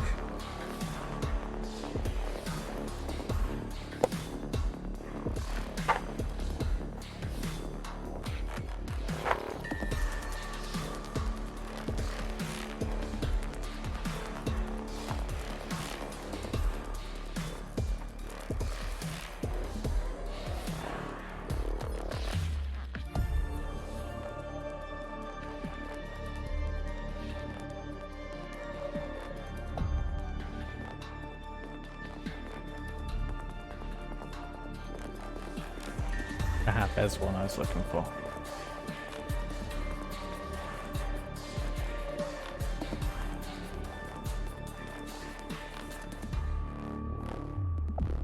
Although I might not actually use that yellow in particular. Hold on.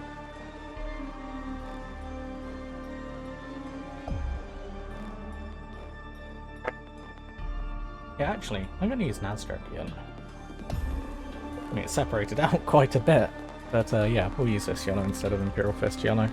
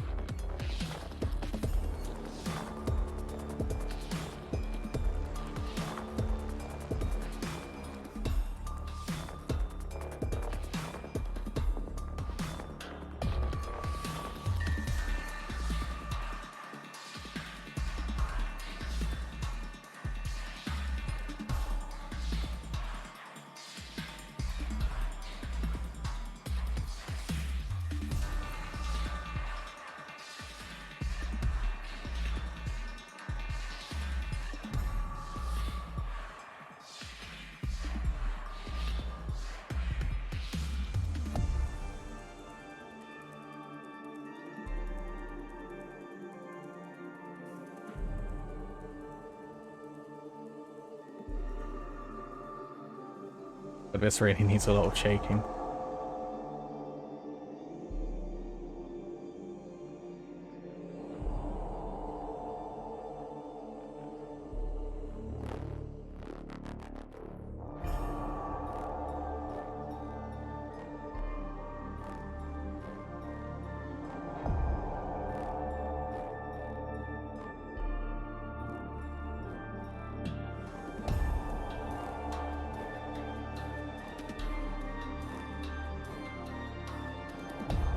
Okay, right. I think that's shaken up enough. So I really like Nazdrag yellow as a colour.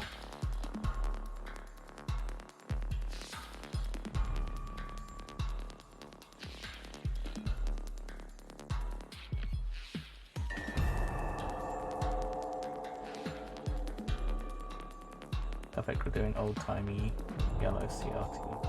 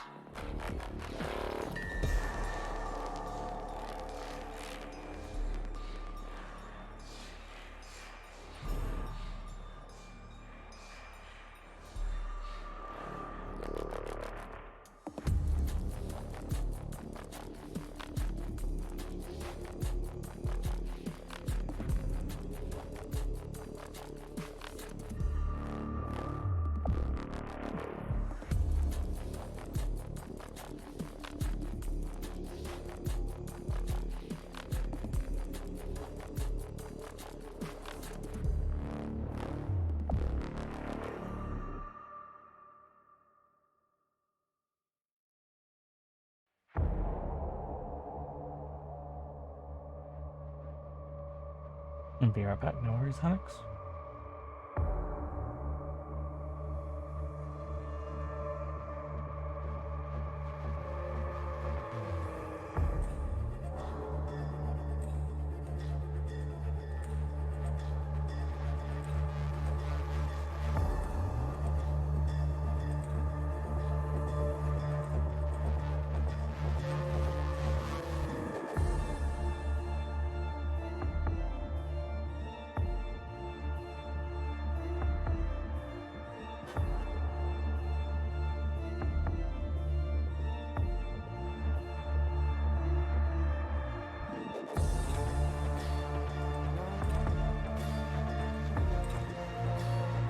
What green's used on the screens out of interest?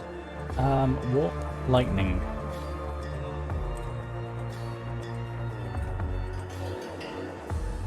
And that's basically how I do all the green stuff on my Necrons as well.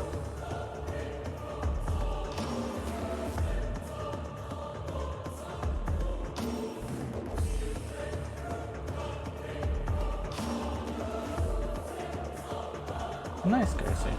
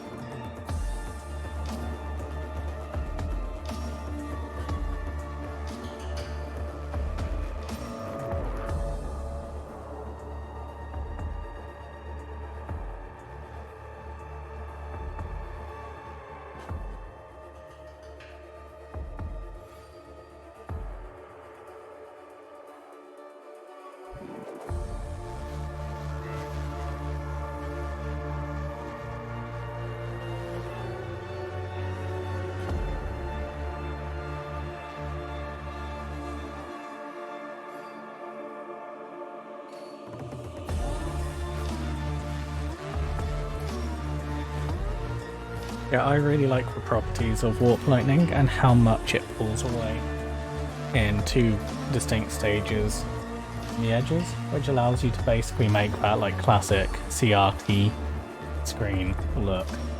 Like the nice bright thick border around the edge, then a deeper, darker middle bit that almost makes it look 3D.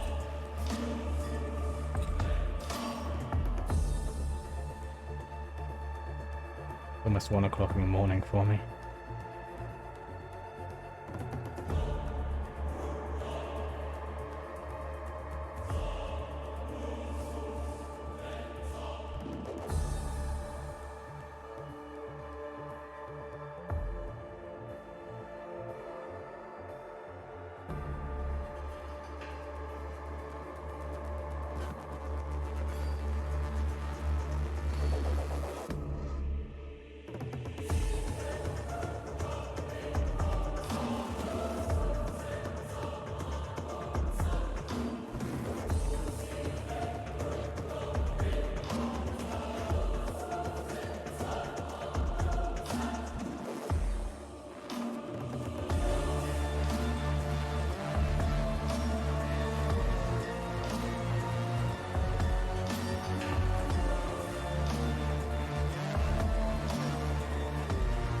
Welcome back, Alex.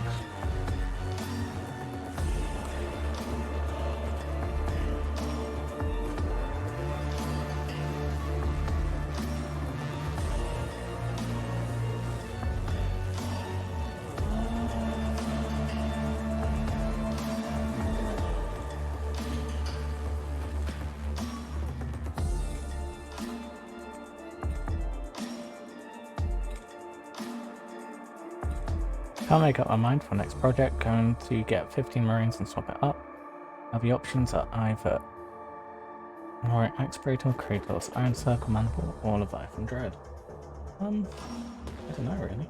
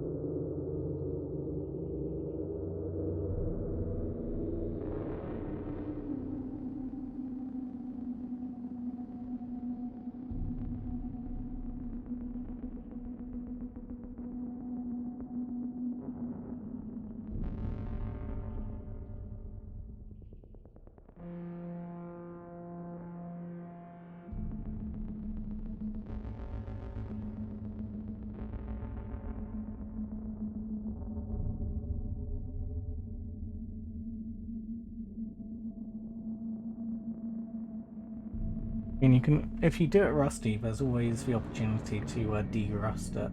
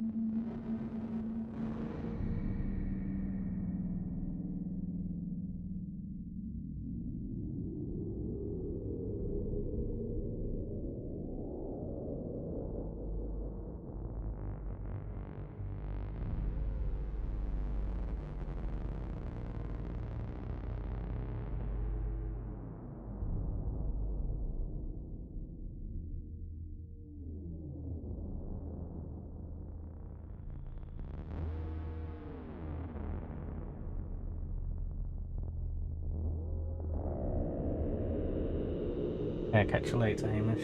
Good one.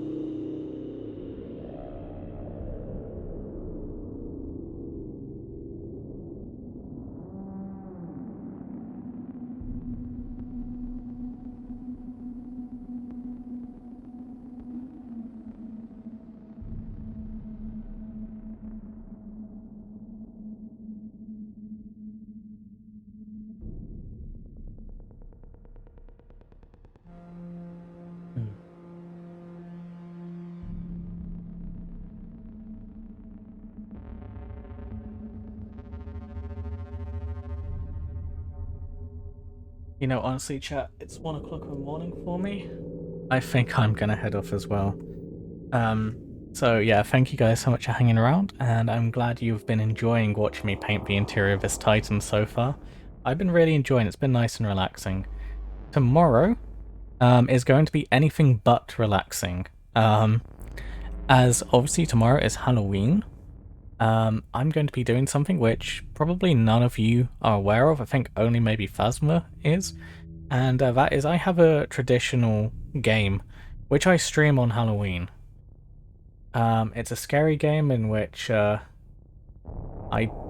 don't do too well, but I think it would be funny to do anyway. So hope you guys are looking forward to an evening of watching me get scared and paranoid about all sorts of ridiculous things.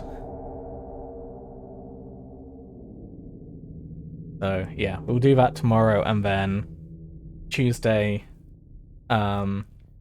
Tuesday will probably be the last stream. I don't know about Wednesday. We'll see, as I'll be off on Thursday.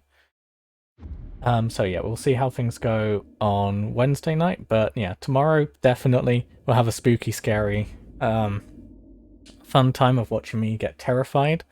And I will change some of the sounds you guys can do to bully me even more. I think that would be funny for you guys. And yeah, we'll go from there. Tuesday will be a normal regular stream. I've got a feeling you guys are probably going to vote for me to carry on with this, which would be fun. And then Wednesday we'll see. But yeah, with that, guys, thank you so much for hanging around. I will catch you tomorrow.